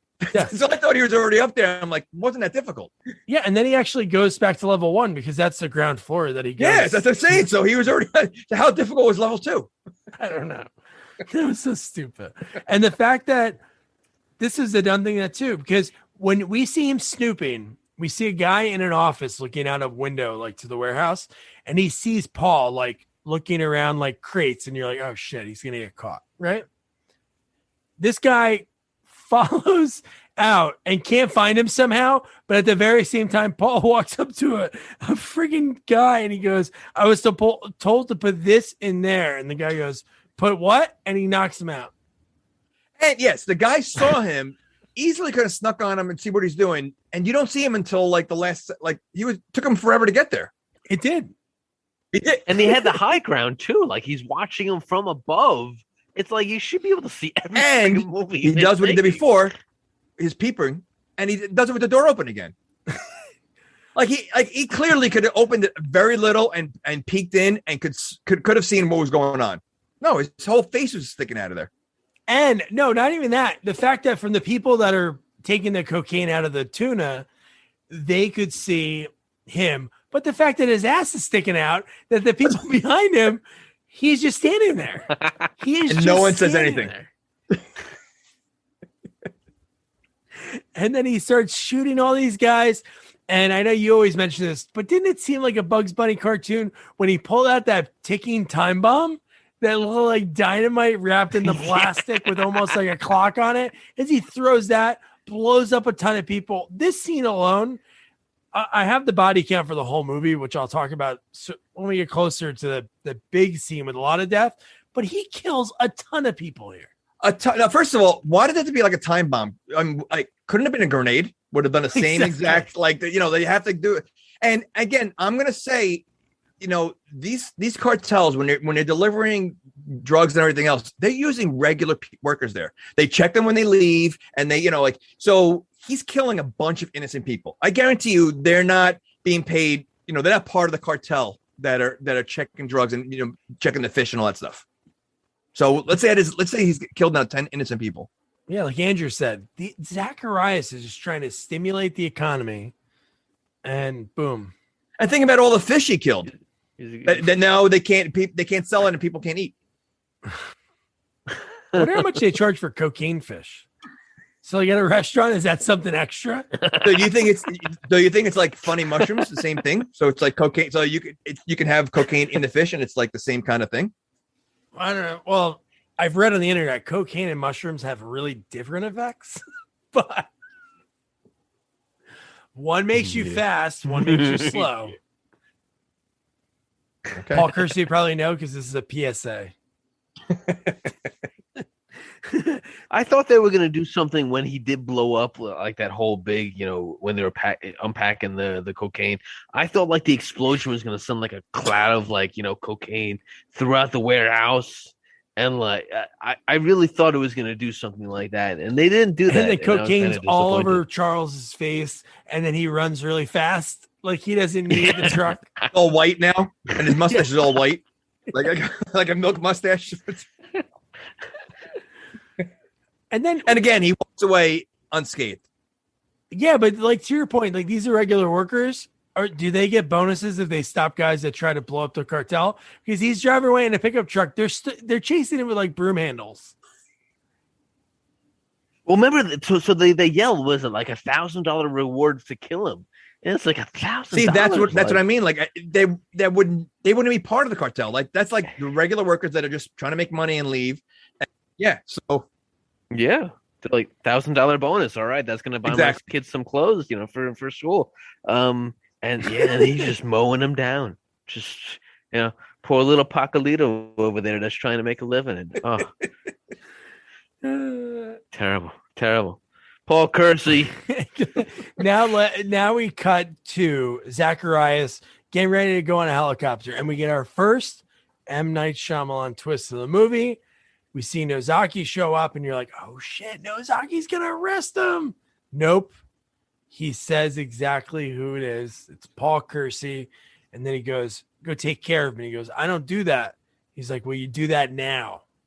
And you're like, oh shit. But like, I think Jamie's right. Like maybe detectives don't shoot guns that much because they're just solving puzzles. And maybe they get to the point that they do have to use their gun, but he was not ready. This is the scene I meant about the gun. Yeah. It just didn't look natural. Like, he is an actor. So, maybe he doesn't have a lot of action roles. But he just didn't look natural holding that gun. But they set this up earlier after Jim Brown died, when the Putin cop asked Nozaki, he's like, did you see anybody suspicious? And he's like, no, I didn't see anybody. But he clearly saw Kersey, and you're like, oh, like, is he gonna cover for him? Like, is he gonna, try to steer him away? And then you're like, oh no, he's part of the. You're right. We didn't talk about that, and I was thinking that he was a good guy. He was trying to help him out, or something. Like, yeah, I agree. That was the twist right there. That started the twist. Yeah, that is true. Yes. But the fact that he shows up, you see Kersey's secretary leave, and it's pretty dark. It's late at night. So Paul, when he's not murdering and doing everything else, breaking into these fish, like when does he have the time to do this? Does Karen know? Does he go home to Karen? Well, that begs the question: what's the time period from the restaurant with Trejo to now? How many days or hours have gone by? I don't know. That's a great Because question. I feel like not a lot of time has gone by. Like I think it's like pretty a day or all the same day. Like it seems I don't know because what happened was because we can't cover every part, but it would be like somebody dies and then we see like the Romero's like panicking or the Zacharias panicking. Right. So it could be maybe every other day he's doing the murders. I have no idea. But the fact that his secretary leaves, Ozaki shows up and he goes, "I know it's you." And he pulls the gun out to shoot him. And Paul, again, calm, cool, collective. He's just sitting there and then poof, gunshot. How does he hit him in the heart? Through his drawing desk. He did not miss one shot the entire movie. Like every gunshot that he does nails exactly where he wanted to hit him. Whether it's in a kneecap, whether it's in a chest or in a head, he nails everybody the exact spot. He's the best shooter I've ever seen in a movie.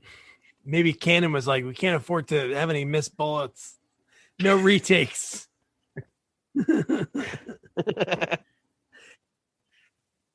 That was a significant scene, though, like, because this is the first time he's killed a cop, right? Like, all 3 movies previously, he's killed bad guys, and now he's killed a cop. All right, but he's dirty. But okay, if he's dirty, but does he deserve to be murdered?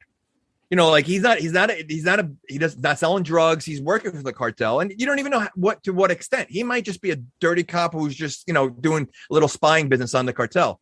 But Kersey killed him. But why did he kill him? He didn't want to give up Nathan White. That was the whole thing. He said, "Who are you working for?" And he said, I'm not working for anybody. Right. Okay. So he killed 12 people now. At least 12 people. No, I'm talking about people that did not deserve to be murdered. Oh, okay. The bartender is just minding his own business. All the video store clerk. Yes, the video store clerk. Would the server who spilt the water? Do you think he died? At the restaurant, at the restaurant, he's dead. Would he have survived since he went to the back? I don't know. It would depend on the thickness of the walls, right? I'm going to say everybody in that restaurant died. Dude, Paul was pretty far away, it seemed, and he was behind a brick wall, and he felt like he just got away. Like that's the way he looked back at it. He really did just get away. Like back to that. Was there a timer on that thing? Like it seemed like the minute he threw it, it was like going off. Like he didn't give himself much time to get out of there. Yeah. He seemed like he knew he needed to get away, which was the reason for the water splash to distract him and run away. But I didn't see. No, he wasn't. It wouldn't have been easier, just like I'm going to leave the bottle of wine here and then leave and then let it go off. Yeah. Like maybe they would have figured. I think they need a new guy. Maybe they would take a sip and they'd be like, "This sucks." Throw it out, and then the waiter would definitely been the only one. He'd throw it into the dumpster, or he brings it home for him and his family. Then that could have been even worse. So maybe it worked out even better. So Paul takes Nozaki's body, leaves it next to like a jogging trail. Rainier shows up and he's like, "Come on, I was trying to take a nap." And then you have like the guy, he seems like the mayor, but I think he's the chief of police. He talks about like this. He almost talks like he's like running for mayor of the city, but then right away he goes, "It's Kersey." He knew it was him. He said he had some information on him. It's gotta be him. Rainier's a wacko too, dude. The next scene's pretty crazy for a cop. That's illegal, right? Well, I like he's. Yeah. Would you call him before, Andrew? Putin? He does have Putin vibes. He does. That's funny. Not clearly not as much as he should, but yeah, he's a little pussy. But so the next scene is it. This is the scene. This is where the Romeros call. Zacharias calls the Romeros, and he goes, "I don't know who's doing it, but they're trying to set us up to go against each other. So let's meet. Where should we meet?" And he goes, "How about Vincenzo's?" And he's like, "Your restaurant? You think I'm going to meet at your restaurant?" He goes, "I don't know. How about the oil fields?" That's your next option, not like a mall or something. But that just shows you again that Vincenzo's, second time Italian restaurant, they're totally making you think this is an Italian mob. Well, I just made that up, but it sounded no, but it was an Italian restaurant. Okay. Or Tony's, but they said another Italian restaurant. So yeah. So you think they should have met at a mall? So like both cartels walk in with guns and meet at what the food court? The food court, exactly. The food court. We're gonna meet at Banana Republic, and you own for Banana Republic. We're meeting at the Rainforest Cafe. No, but just this whole thing, that the fact that they're meeting in the middle of nowhere, where these guys are supposed to be smart. We know they're not like the smartest gang. They're low, and then there's hills above them. So somebody who is taking out all their guys one by one can easily pick them off. And the way this starts, yeah. Oh, before, wouldn't you think? I mean, obviously they don't trust each other. So wouldn't you think they would scope the area out? Exactly. Before as they got there, they didn't scope at all. They didn't look above anywhere. First of all, they both arrived at the same time. Right? They both, the cars pulled in the exact same time with the exact number of cars. They both had 3 cars, limos, and they both had the exact same number of people that got out of the cars. Maybe it's like 2-hand touch football. They have to line up the same amount of guys. You bring 7, I bring 7. Only 2 Uzis. It was just such a joke. But clearly, they brought their entire cartel there. Yeah, because it wiped them away. And just the way it started, the fact that they just met up, they started talking, Romero and Zacharias, and what started was a gunshot that was from a monster gun, the gun that Paul Kersey has in the scene, a gunshot that these guys aren't that dumb, right? That it didn't come from one of the bullets. Wouldn't they have seen across if somebody shot? And then from that, they just all they assumed they assumed that someone was sniping from the other cartel. The tensions were so high, they're just they're ready to go. They just figured it was, someone they planted. But again, why did they search the area? They totally think about Lethal Weapon when the helicopter was flying around, checking everywhere in the desert. Like that's what they would normally do. Yeah. No, they just arrive, and assume everything's okay. How'd you like the stunts in this scene? I think these are 2 low-level cartels. I think it comes to fruition in the end. But like we're led to believe like these are really big cartels in there. I don't think they really are. I think they're like third string. Well, think about it this way. Cartels, when we find out there is a third one somewhere, it's like a one-man gang. I don't know who else is. It's like that is true. It's him and Jesse. That's it. Yeah. It's really just that.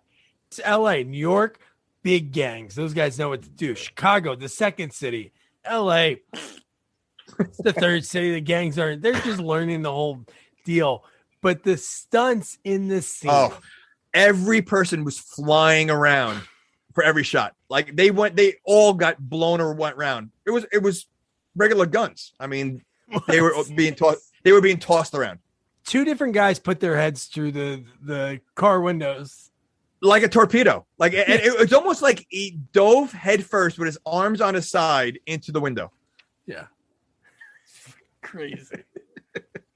So this is the point where I realized there was something up, because if you looked at the timeline, there's like 20 minutes left in the movie, right? And it's like, this is the shootout between the gangs. It's like, all right, there's something else going on. What's going to happen? And that's why I like this a lot more than, I don't want to say a lot more than the other ones, but like there's so many twists and turns. This is almost like a thinking man's Death Wish, right? The other ones, 3 was a shoot 'em up. The first 2 were like revenge movies.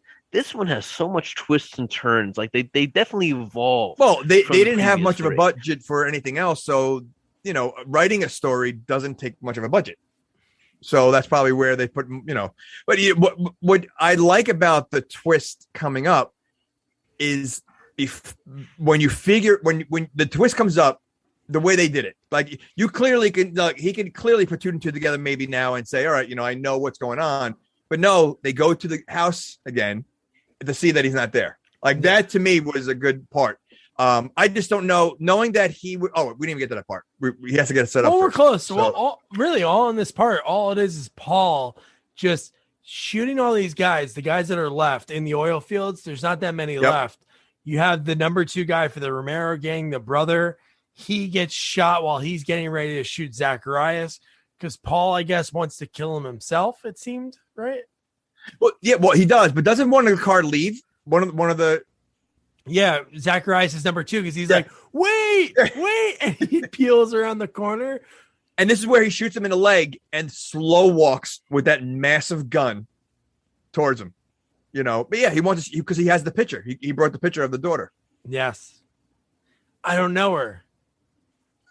I do. God, I love that. God, I absolutely love that. But it didn't feel satisfactory. Like that was almost, foreshadowing the end of the movie. Like there was no satisfaction with that kill, right? Like, because we've never seen Zacharias be like personally responsible for Erica's death, for any bad actions. I don't know. There was no. So the fish market and the video store, which cartels are those? Romero's was the video store.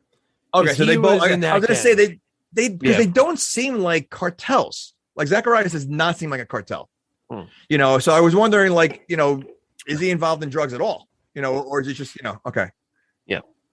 All right. No, and the fact that again they obviously sold her the crack cocaine, so she died, but she did it herself. It's not like they made her do it or shot her up. You know what I mean? So it's kind of weird. Like Andrew said, it's like, is there satisfaction for Paul? I guess in a way, because all these other kids died by drugs that they're putting on. Yeah, but he doesn't know that. Only his girlfriend knows that. He doesn't know about the kids that were in the morgue. Well, I'm sure they talk, right? Have they seen each other since? They haven't seen each other since. Because every time he goes home, since the morgue, nope, that is true. None. No action. No. So this is where he says the job is done, and what's his name says, all right, let's meet. Nathan, yeah. Well, first he said, I swear he said, let's meet at the golf course, the country club. Country club. That was not a country club. Yeah. It wasn't a country club. Yeah, it was like the opposite of the oil field. It was the other side of it, a different angle we never saw, because it was next. That's to what it looked like. It was next to a razor wired fence. Yes, and the car was parked. And he goes, "Can you get in?" Oh, he's like, "Oh, I thought Nathan was going to be there. I'm going to bring it to him." And the fact that he gets in the car, the guy walks away, lights a cigarette, and a car comes to pick him up. Okay, all right. So this scene. Okay, we touched some of this before about the fact that why do they have to go to this elaborate thing to blow up the car when they can easily just kill him? Because he wasn't expecting it at all. Exactly. So if they shot him, he would not have known. But okay, so they want to do this elaborate thing where he blows. Maybe they don't want any evidence. They don't want to deal with the body. But how long was he in there before that bomb was going off? I know. I mean, he literally had enough time to kick his way out of there and escape. Was it on a timer? Was that guy having a button that he could have pressed? It makes. I didn't say it. Like and why not have one with a button? I mean, he had a guy that could make a wine bomb, so why couldn't he make a bomb with a button? Or just a rocket launcher or a grenade, anything. Well, Kersey does have a grenade launcher at the end. No, he does, but I'm saying, why didn't they use this now? Yeah, right. Well, they use the same guy. They do. He has his cards. They do. I love that he shoots out the back of it just in time and then climbs out. Literally, it blows up the second he's like 2 feet away. I mean, like I said, he had to be in that car for a good 2 minutes at least. It was way too long because he checked all the handles. After you check the That's what one, I'm saying. He had enough time to really like make his escape plan.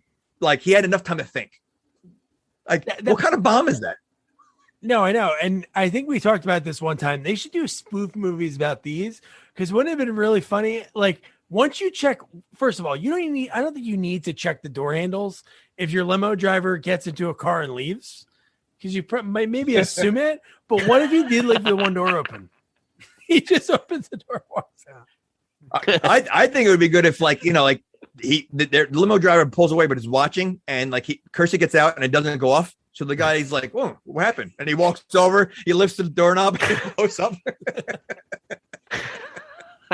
So that's a Bugs Bunny. That's a Coyote thing. That's a Wile E. Coyote, yeah. So then Paul, pissed off, he goes, you know what? I'm going to go to Nathan White's house. I'm going to give him a piece of my mind. Okay. So doesn't he think that just knocking on the front door, he's going to be like let in? Like this guy just tried to kill him and he doesn't think like, you know, he might be in danger walking to the front door or something. No, just he knocks on the door. No fear. And the fact that the butler at the door says, how'd you get past the gate? So was it like a lock gate or like an armed man at the gate? Like, what did he get past? And the fact that he barges into the room and it's a guy that's older than Bronson. Yeah. That'd been a good fight scene.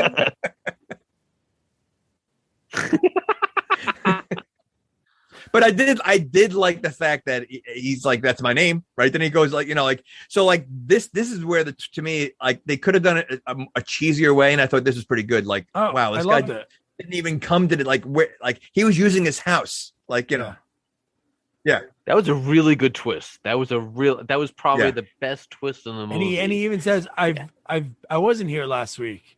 I've been in Europe the last 3 months. So it was like that lined up perfect. And then even Paul driving. How about this? Another bad henchman. Oh. If you have the chance to get rid of a guy, do it. Paul gets pulled over by 2 cops. They check him. They throw him in the back of the car. And I love that Paul goes, oh, well, if you're taking me to the police station, it's that way. And the guy's like, shut up.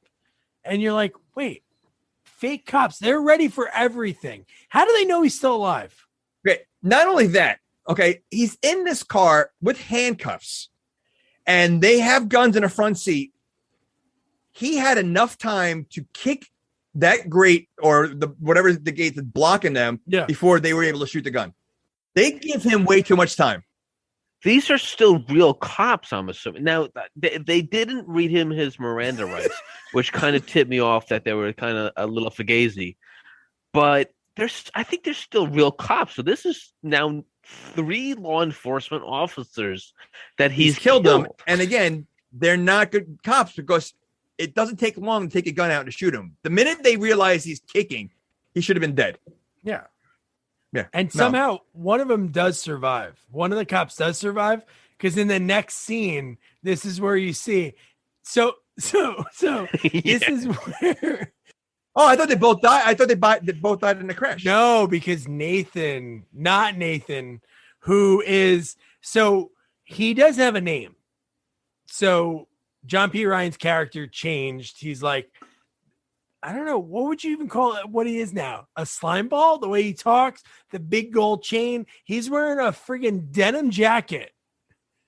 He doesn't look like Will Forte in that picture behind me. He does. He looks like MacGruber, sort of.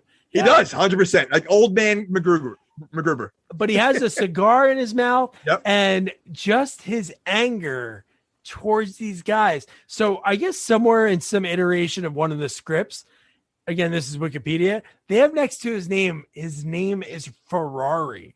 So I don't know if that was like a name they dubbed him as his like drug dealer name, but dude, it's the turn that he made from being like this very elegant rich guy that talked very slow and Mr. Kersey to this friggin' slimy guy that seems like he's hanging at the track. Are you fucking deaf? I said everything's great. Except the whole operation sewed up in a few months. Most of Zacharias' street dealers are ready to work for us. Romero boys are breaking our balls, but don't worry, we'll push them in line. It's amazing. It's really, I love it. I love every part of it. It is. So now we're at, we got Jesse. So now all these guys that their bosses are dead. again, does Ferrari John P. Ryan have anybody really work for him? Because his 2 employees are the number 2 from Zacharias, and Jesse was one of the pushers for Romero. For Zacharias. So it's 2 of Zacharias' guys. Yeah. And Jesse calls Karen and says, "Hey, I have some information for you." And dude, this gets crazy. So they must really not know who, like this whole movie. They're like, who's setting us up? Who's? So this old white guy must really be an unknown third cartel, right? Like, as you would have thought, like, oh, maybe it was Old Man Winter that's trying to turn us against each other. But like if he's such like the big manipulator of all this, like he's totally unknown to them. You're talking about the cops or no, the Old Man Winter, the KFC guy. Yeah because they were only worried about the other 2 cartels. Why were they not worried about this guy?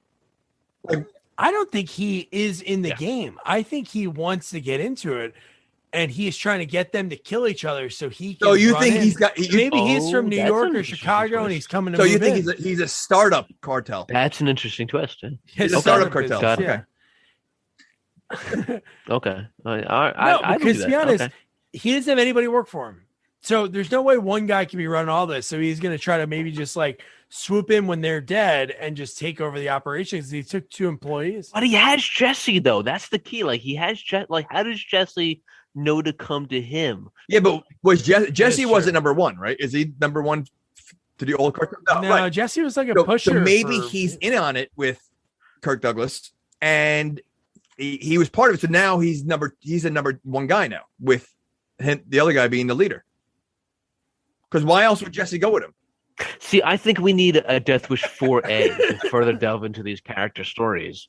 Like we can definitely deep fake Charles Bronson and redo some deleted. Or how about we just start our own really DWCU, a Death Wish cinematic universe, like Marvel? Boom. Oh man. So then we get. So this is where I was talking about before. Like, this is how crazy Rainier is, or Putin, as Andrew calls him. When Kersey gets home, and he's like, "Karen." I'm sorry, Vladimir Putin. This is the only time that I think he says, "Karen, are you home?" And he walks in, and Rainier's sitting there with the gun. Yes. And he's like shaking. He's so friggin' angry. And then Paul's trying to tell him everything that's going on, and that Nozaki was dirty, and he doesn't believe him. Yeah, he doesn't believe him at all. Right. And then the phone call comes right now, right? Yep. Karen's already kidnapped. Right. So this is where he finds out, and the cop now is hearing all this, and he still doesn't believe him. He's literally in the room listening to this conversation that his girlfriend is kidnapped. And what does Paul do? He takes the phone. He does like a 1-2 combo. He takes the phone. Well, he kind of deserves it because the guy before that open hand smacks Paul Kersey in the face. He does. Oh, you know what? And he does, like, I don't think he gets a mark from it, but he keeps holding his face and like licking his lip. But there's no, I don't think there's any bruise there. He may have dislodged it, shifted it to the side a little bit. Yeah. But he does like this 1-2 combo. He hits him with the phone in the head and then punches him. He hits the couch. He's out, passed out on the ground. So that's an assault of another law enforcement officer. So now we're up to number 4. Is he really punching that hard at 67 to knock him out? I mean, I don't know. Ask James Brown, who's on top of a limo, dead right now. All right. Yeah, but he went, in his defense, he went through a TV.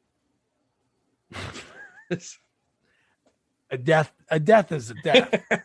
It counts. I'm not sure why he had to punch him either. Like, I have a feeling like if he like sat there and like reasoned with him, like he might have been able to like turn him. He has time to like reason with this guy.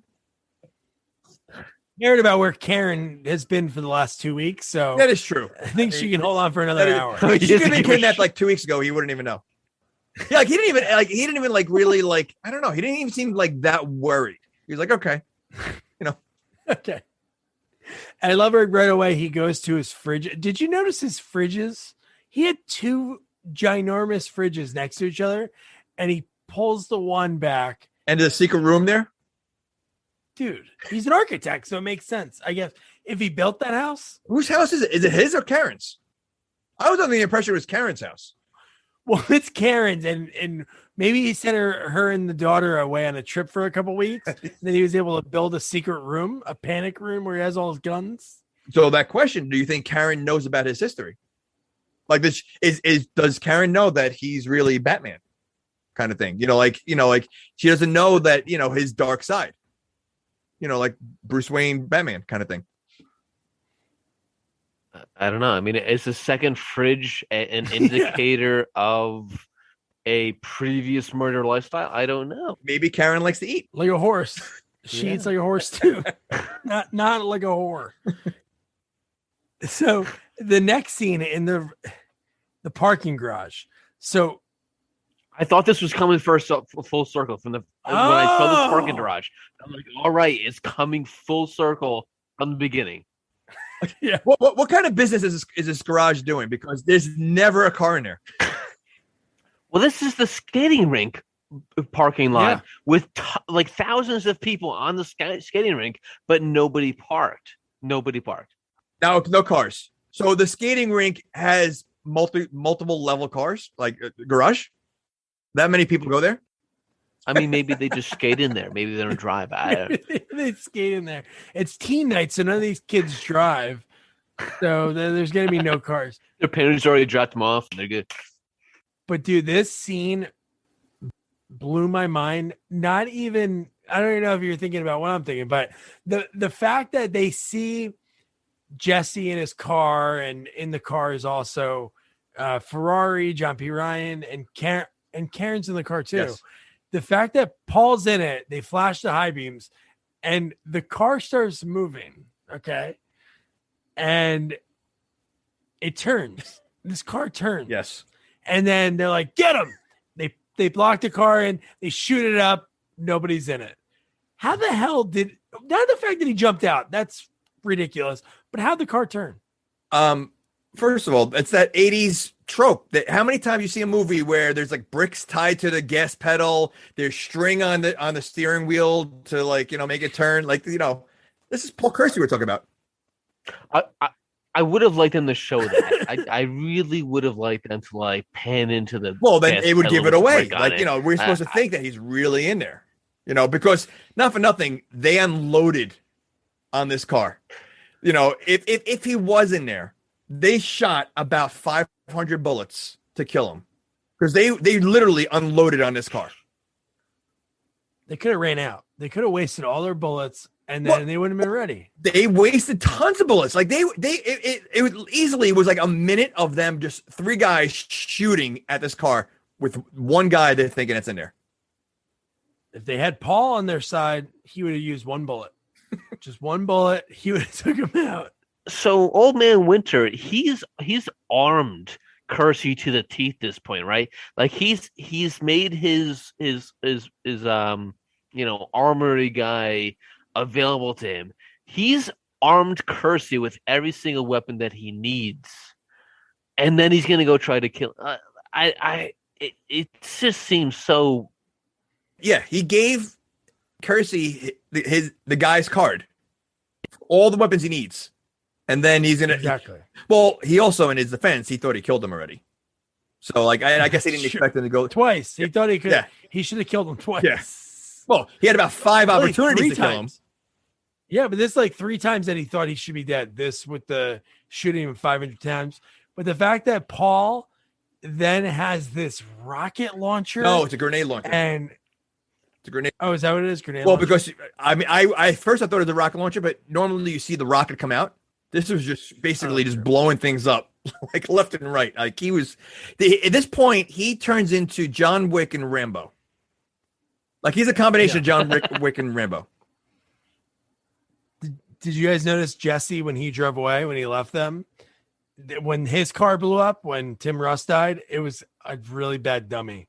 It was just a dummy. The car was barely moving, and the rocket hits, and it just explodes. Was it Danny Trejo again? Because they've used this dummy the other times. I would have loved that. It's like a Hollywood dummy. Well, at this point, I would assume it's deflated because it was deflating at the restaurant. So can you imagine? They just had Well, this is a question you would ask: Is the Oh does yeah. the dummy have a SAG card? Considering the dummy's been in multiple scenes, listen. I think that the autopilot in Airplane has a SAG card. Flawless body double. That is the most. That really is the most amazing. I mean, again, not to rehash talking about it. It is so bad, but the fact that it looks nothing like, he's supposed to. Like the other guy looks like Jack Nicholson. I wish. I would hope Danny Trejo wears it. I would hope he owns a shirt with that on it. Can you send him that picture, like in his Instagram? Send him that picture. Oh sure. Danny, you're getting an Instagram. Danny, huge fan of the podcast. So then this scene, John P. Ryan, he takes the girl, he runs upstairs to the roller ring. So this is where we see henchmen we didn't know about. So I'm guessing these were John P. Ryan's henchmen that are just walking around an arcade with guns. Yeah. And what if he never got up there because they were assuming they were going to kill him in the garage. So they were just waiting with guns up there? Yeah. And no one's saying a thing. That is true. Everybody, that was normal. Like that might be a regular thing. I don't know. I do love when Paul walks up and he has that gun and he's clearly just walking past. Nobody knows what's going on. They didn't hear the explosion. There was no vibrations on the roller rink. Everybody's just still going around in circles. Paul's walking around. Nothing's Well, don't forget happening. there's a DJ there. So the music is probably pretty loud. So now it's like a Naked Gun kind of movie. Like I would like to see the bad guy throw in some skates and then Paul Kersey throw skates on and go after him. That would have been fantastic. A shootout around the roller rink. Oh my God. That would have put the movie over the top. So he kills the henchmen around the arcade games. It's nothing. He blows up the games. Nothing exciting. But okay, so do you think it's possible that any innocent bystanders were around that he killed also? Yeah. Okay. There might have been some trampling. Okay. So he's up to about 25 now. Yeah. So this is the one I wanted to talk about. So yeah, he does shoot the arcade games because they blow up. So sure those bullets went through the back and maybe went through someone. But when he shoots the guy that comes out of nowhere and the guy falls into the fence, did you guys notice like two of the rollerbladers that were going pretty fast got whacked in the head by the fence when it flew? It was insane. It was like people were injured. Well, you got to assume they're not stunt people. They're probably just like really good at roller skating. So that definitely took them by surprise. Hey, you guys want to be in a movie? We're not going to get hurt, right, mister? No, just sign this waiver. We are now gathered here today to remember the life of Rollerblader 1 and Roller Skater 2. But man, it looked like they got decapitated. That was like, fuck. And now. Yeah, that looked like it hurt. That was like a steel cage match. Oh.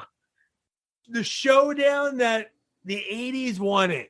John P. Ryan versus Charles Bronson.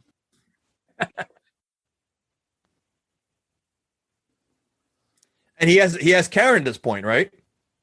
He has Karen and number two. Zacharias is number 2. Yeah, he's using her as a human shield. And then Zacharias is number 2 is lurking around.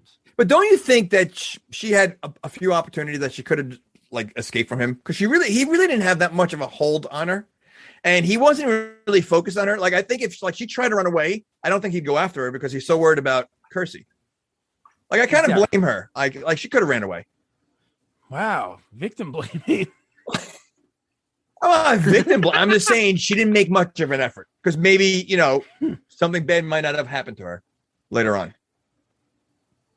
I'm not sure why he ungagged her either. Like, why did he remove the gag from her mouth? Like is that so she can breathe easier when she's running away? Like I didn't. That it seems like a weird move. Like I would think you would want to keep her gagged the whole time. Did we see them remove the gag, or it was probably they just fell off as they were running away? They fell down.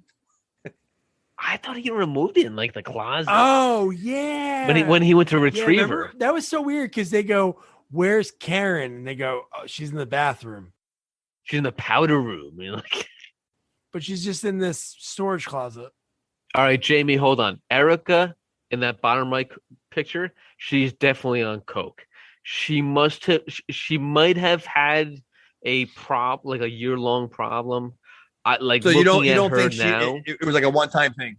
Okay, so I don't think that was her first time with JoJo. I think she's been on it for a while. You still feel bad that she died? Yeah, but I mean, she definitely looks a little suspect. Well, she was dating that guy, and the guy knew JoJo pretty well, and I feel like they were only. And you had to assume that she knew that he sold drugs and bought drugs. So yeah, so she knew what she was getting into. Is what you're saying? Okay, all right. We can blame again. Here we go. So then they're at the roller rink gets all dark. There's just like the disco ball going. And then Paul sees in the reflection, number 2 behind him. Boom, makes quick work of him. And the ending scene of this movie is this. No. It's wild. I to see a movie end like I'll tell you right now, I did not expect it at all. I mean, listen, the guy's had a lot of torment in his life. I did not expect that. So, I mean, now the cop's not there yet, right? Putin didn't show up yet. Okay. No, he comes like right after that. So then they're outside. They all run outside. John P. Ryan has Karen. She finally fights back. She bites his hand. She starts running. He Uzis her. Yeah.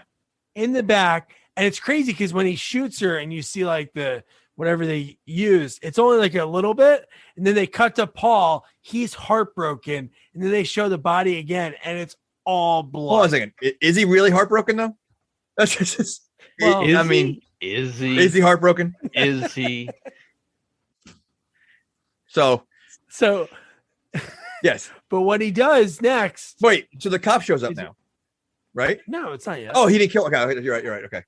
No, the next scene is after she's dead on the ground. He looks over because he's been firing too many bullets. John P. Ryan, he's all out, and then friggin' grenade launcher, and he explodes.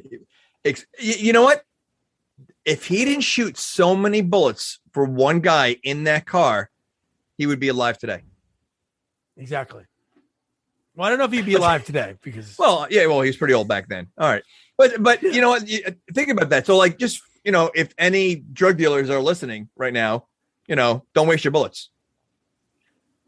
That is you never know. Save your bullets. No, now this is where Rainier shows up and he's pointing a gun at Paul and Paul doesn't. We know he doesn't. And again, another person that's giving Paul too much time. I'm going to shoot. I'm going to shoot. He says it like 3 times. You walk away, I'm going to shoot. And he just keeps walking. He just keeps walking. I thought he was going to at least bow down, maybe do a little kiss on the cheek. It almost looks like he's walking off set. He's like, he didn't want to do this movie again. He was upset about the 3rd movie. He's upset about it. He goes, that's it. I had it. And he's not even remorsing with the girl dying. He didn't stop at her. He walked right past her and just kept walking. Listen, he's been counting down the 4 million. He has it down to 12,000 per minute. I'm willing to bet up those stairs was the end of the set, and he walked right off. Like that's the last part. And he just didn't check on that woman at all. Nothing. He's like, yeah, I'm used to this by now. This is the 3rd one I've lost. I mean, if he kicked her on the way out, I wouldn't even flinch. I mean, it would have just been expected, even if he what if he tripped on her? Pushed her out of the way so he can speed up the or just a little hop. I mean, the moral of the story is don't get close to Paul Kersey or you're gonna die. Yeah, and the music is way too upbeat too, right? It was kind of like bam. He's happy it's finally over. He's like, all right, fine. That's it. Happy ending. I have to say I've been brainwashed by too many MCU movies that I was waiting for an end credit scene where he would go check on her. Yeah, bullshit. That's not happening at all. He doesn't fuck that. So that was Death Wish 4, by far our longest review ever because there's a lot to unpack. So before I ask our action movie sequel expert I'll pose a different question because obviously he's going to recommend it. But one thing I found, which is pretty wild, because after this, it was Death Wish, The Face of Death. But there was an unfilmed sixth movie. And this could have been pretty cool just by the name of it. Death Wish 6, The New Vigilante. So maybe he would have had like somebody that he was training. That could have been pretty cool. No, I'm thinking that's you, Doug. That's you. Dies, Doug. That's you. And like his son is now the vigilante. He has no family; they're all dead. He gets a girl in every movie, so he gets married. Does he have a new girlfriend in the fifth one? Yeah, it's Don Fauntleroy's wife. Does she die? All right, she doesn't. So very rare. Okay. All right, Doug, you have a lot of connections in this industry. Let's get that made. I'll be the creepy dude. I'll be the creepy guy in the back of room with a video store. Oh, I thought you were going to be the guy that's pooping let's outside the girl's window so she doesn't call the cops. Oh, here's the paper. All right, so Andrew, this is what I'm going to post to you because obviously this movie rocks. We love it. 3 or 4? Which one's better? So 3 is fun. 3 is, you can sit back, drink, tons of alcoholic beverages, and it's a great shoot 'em up movie. You don't have to think about it. You just enjoy the action, right? 4 is a thinking man's Death Wish. There's so many plot twists and stuff. It's great up until the end where he just doesn't give a shit about his love interest. So I'm gonna say it depends on what you want to do. If you just want to watch a shoot 'em up movie, don't give a shit in the world. Number 3. If you want something with a little spunk, with a little plot devices, I'm gonna say 4. All right, Jamie, same okay. question. No, I can do the same. I'll answer both since I know our guest last week said that I don't like any movies. So I do. Listen, I definitely recommend this. I mean, this is such an 80s, over the top action movie. Watch it. As far as which Death Wish, I think 3 is a much better Death Wish. I think 4 is like a movie on its own. It's a separate movie. It's not Death Wish. He's hired to be a killer. Like it's a different kind of movie. So I think 3 is if you're looking for Death Wish and follow that formula, 3 is much better. But if you're looking for just ridiculous, over the top action, you got to go 4. So, all right, and better line: chicken. I like chicken, or I'm making a sandwich. By far, I think is the best line in all the movies. That's because it was so quick the way he answered it, and it just based on the scene it was just so ridiculous. It was the dumbest. It was the dumbest thing he possibly could have said in that moment, but it worked. And just to piggyback on both of you guys, I think both of you bring up great points. 3 is a straight action movie. It's the traditional Death Wish. Gets right into it. Like this movie takes, I think it's almost like minute 30 before we actually see Paul. He already kills JoJo, so maybe it's around 25 minutes until it gets into it. Then it picks up. But now they're both great movies. But before we introduce next week's movie. Thank you, Andrew. Now, the body count in this movie was 61. I don't think that's right. That's it? Yeah, but are they counting all the innocent people that died? So I think that's only the obvious ones that we saw, but it's not counting the store clerk. It's not counting the bartender. And all the warehouse workers that now have coke addictions because of the secondhand contact with the airborne powder. How many lives have they destroyed? How many lives? How many lines did they destroy too? A little cocaine humor for all you cocaine fans out there. Thank you, Andrew, our action movie sequel expert. So next week, it's a busy week for us, just the timing of everything. And I was a poor planner. So it's Friday the freaking 13th. So Monday, interview with a legendary casting director, Fern Champion. She casted for 4, 5, and 6. We chose what I think, and Jamie agrees, the best one. There's a way to look at it. The best Friday the 13th is part 4. The most fun is 6 or 7. Which one is Jason Lives? Oh, okay. 6. Okay. Yeah. That's a fun one. So that's how I look at both of them. But 4 to me is by far, I think, the staple of all of them.